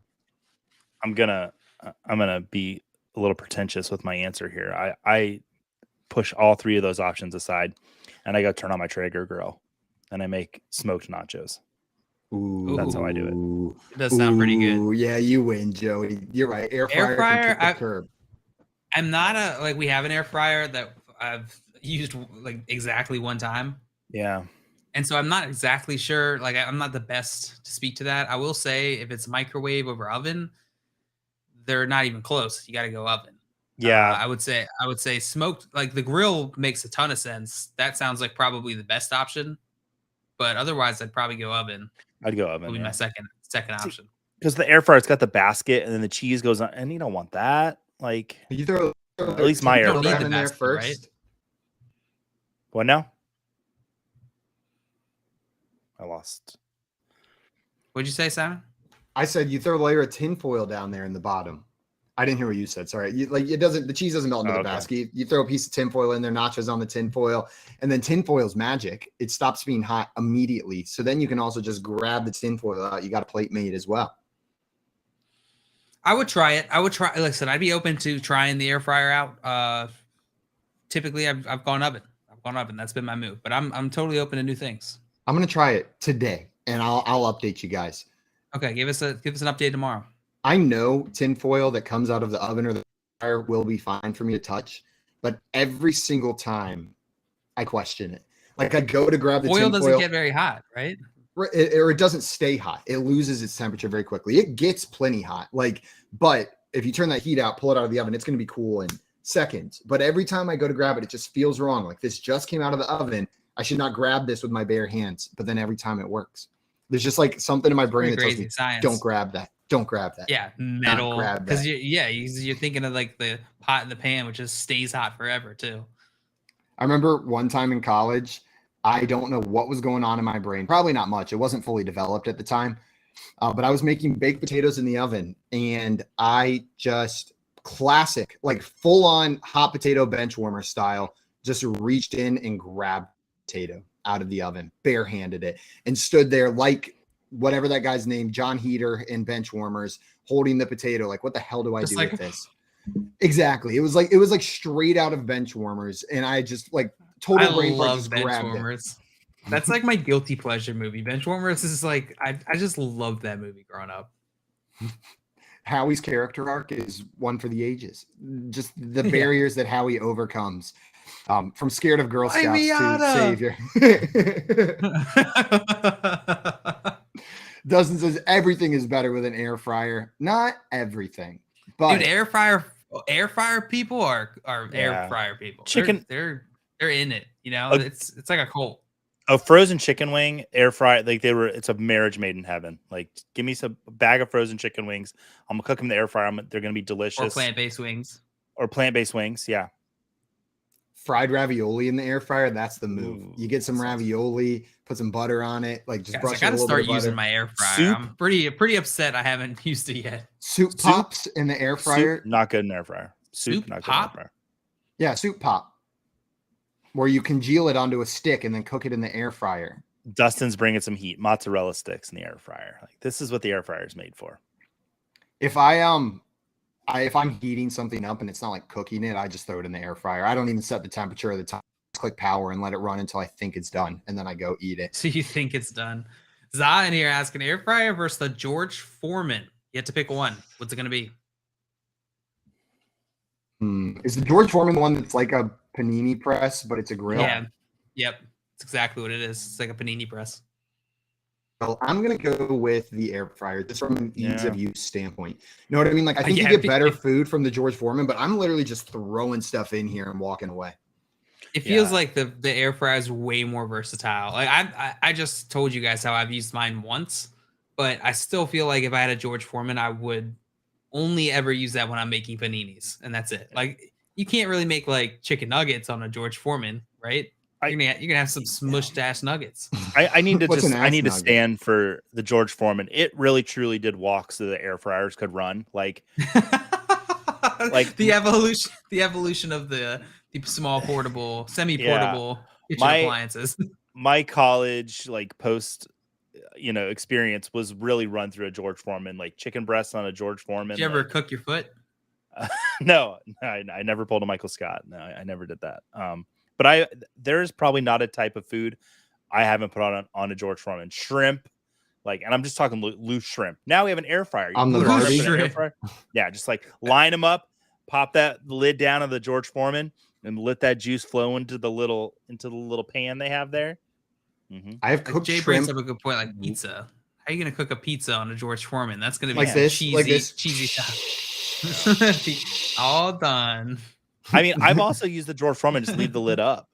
You don't got to put it down. You can really you just let the bottom do the work. Like a hot plate, yeah. So if you got pizza, bottom only at George Foreman, let bottom the only. Bottom do the work. Let the bottom do the work. Let the bottom do the work. Y'all would be surprised at the things I've done with the George Foreman. Waffles, the grooves, you fit right on there.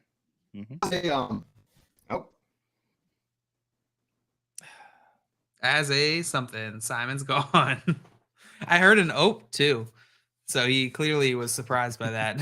But that little ope got through. It's been a show today. It has been a show. It is. We've been stringing this one together with Simon in and out. That's all right. It's all right. We don't need him. Tommy, I think we missed this one. He said he would summon Bart Simpson to kick the crap out of Simon and take the candy bar back. If that was an option, that's a move. Yeah, that kind of sounds like a Deus Ex Machina, though, a little bit. Just summon Bart Simpson. How are you going to do that? I wasn't aware that was an option. Simon's back, guys. Hey, Simon. And that's why you never bring a George Foreman. I was expecting right there. I see. That's what I was going to say is when I was a kid, I was a sucker for those semi-portable kitchen appliances. Like anytime I got like a Target gift card for my birthday or something, I was heading straight to that kitchen aisle. I had a waffle maker, I had a grilled cheese maker, I had a panini press, I had a quesadilla That's maker. such a weird thing, man. I freaking loved it as a kid. Like I bought Pokemon cards. You bought kitchen appliances? I loved it. Toaster. This is my tri-level toaster. It was beautiful. And at Clemson, in their waffle makers in the dining, it's like a George Foreman kind of. I used to make grilled cheese sandwiches, but you had to hide from the workers because they would yell at you if you put bread and cheese in the waffle iron. But it would make a grilled cheese with a Clemson paw in the middle. There's nothing better. Oh, that's nice. It's like, is this the XC 24,000? It's pretty nice. I had the earlier one in high school. Clemson really in high school. Clemson really leans into that tiger paw, like the Walker golf course. Like the last green has that. It's like a tiger paw. Yep. Yeah. It's beautiful. It's a unique logo. It's from a real tiger paw print. For those of you that did not know, that's why it's got all those grooves and edges. Have you guys seen the documentary of when they got the print? No. Have you guys seen that? I don't think so. It was, I'm going to SeaWorld today, but you want to talk about some animal cruelty. What they did to that tiger to get that paw print. It's terrible. Well, I'm glad they don't get a new one every year. At least they just did it one time. Not like LSU had a live tiger for the last 20 seasons, right? Our tiger is animated roadkill in a costume that we put out on the field. Our mascot. Yeah. Beautiful. Dale, I had a hypothetical fantasy question for you, hoping you could help me answer it specifically for you. Okay. Let's say hypothetically we're going to get a team league. And Christian McCaffrey's about to hit the waiver wire because the team that had Christian McCaffrey was just eliminated. You spent a lot of your FAAB last week, but you've got $219 remaining.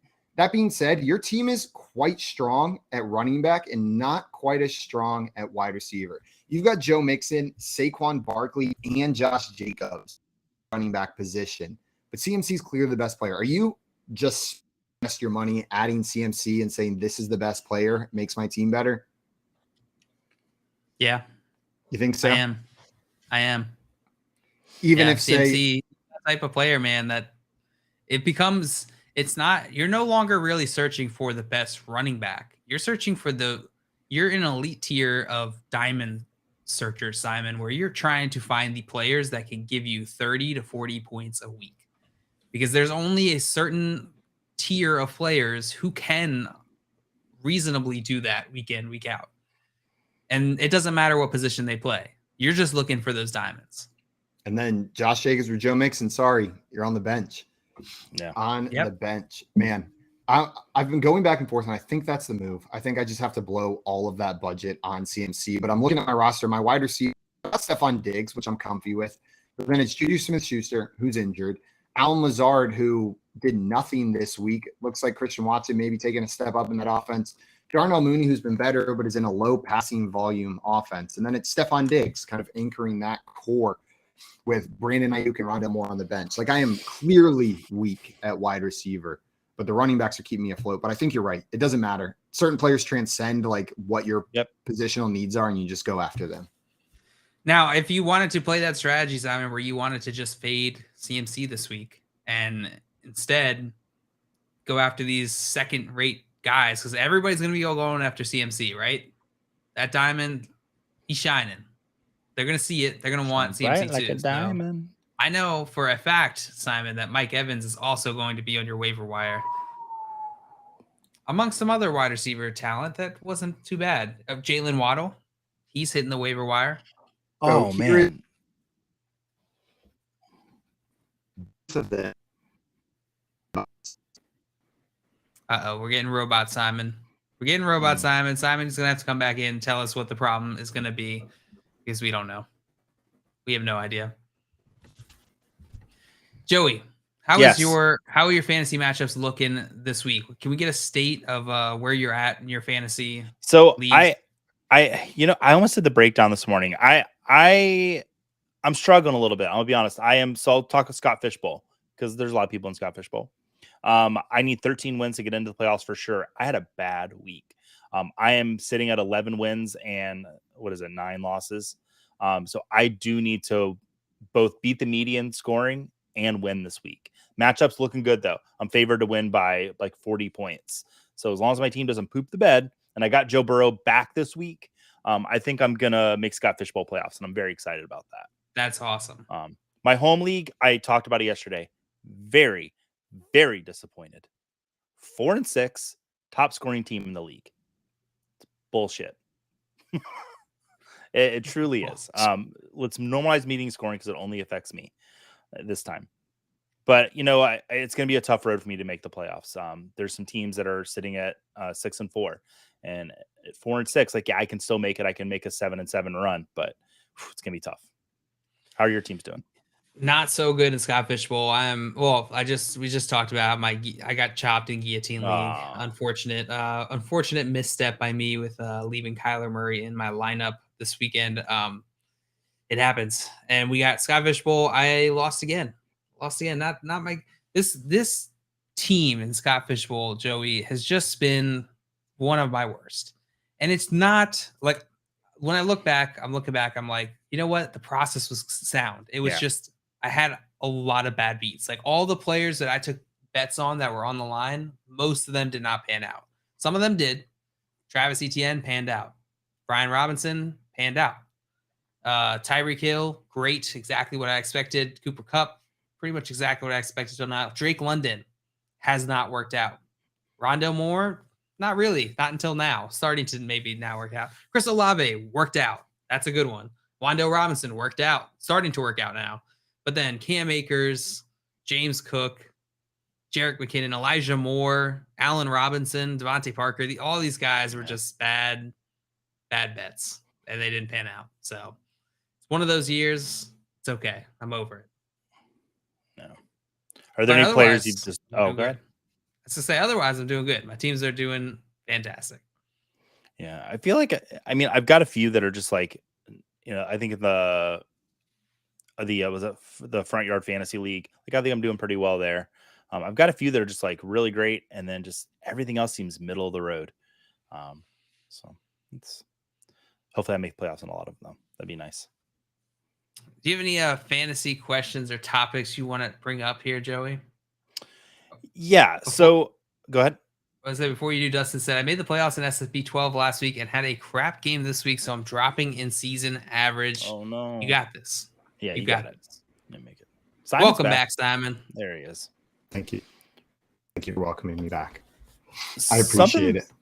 Something that I brought up on show. This is a dynasty question. You can still make dynasty trades. With Seattle talking about Geno Smith being a quarterback that they're going to have next year, are you making trades to get Geno Smith? He's been QB7 this season prior to last week. Is that somebody you want on your dynasty rosters going forth? I think this is more coach speak. Anything else? I think a lot of things changed. Seattle Seahawks, they have a pretty good record, so maybe they don't get the best pick in the draft, but maybe an opportunity arises where they're able to get a future quarterback, and they make that move. I think a lot of things could change. I don't know that I'd be trading for Geno Smith. I would be trading away Geno Smith, though. Okay. If I'm a win now team, if I am a team that is going for it and I need that second quarterback, if I'm looking for an up second quarterback, maybe Mac Jones is my second quarterback or Taylor Heinecke, and we're not sure with Carson Wentz coming back, I'm trading for Geno Smith because I think he can help you win this year. And he's the kind of player, maybe I'm a little bit more optimistic that this isn't just coach speak. I think Geno Smith will start next year and will be fantasy usable. Probably not a borderline top 5, top 7 type QB next year. We don't see that very often where a player breaks out late and does it multiple years in a row. But I think he'll be serviceable, and he's a great quarterback to trade for if you're in win now, but without sacrificing the future. Love it. Yeah, that's where I'm leaning on it. Also, earlier, JL, I was talking to you about that waiver wire. There's two players, Mike Evans and Jalen Waddle, and I believe I got cut off right as I said. The problem with those players is, and then they're both on bye this week. Both of them are on bye, have week 11 bye. So picking them up does nothing to help me this week. In fact, I might even have to drop players that I would be starting otherwise. Where'd you finish this week, Simon? What rank? 4 or something like that. See, I'd high scoring weeks. Yeah, I'd argue your team is good enough that you can handle it. But I understand. I understand the thought process there. And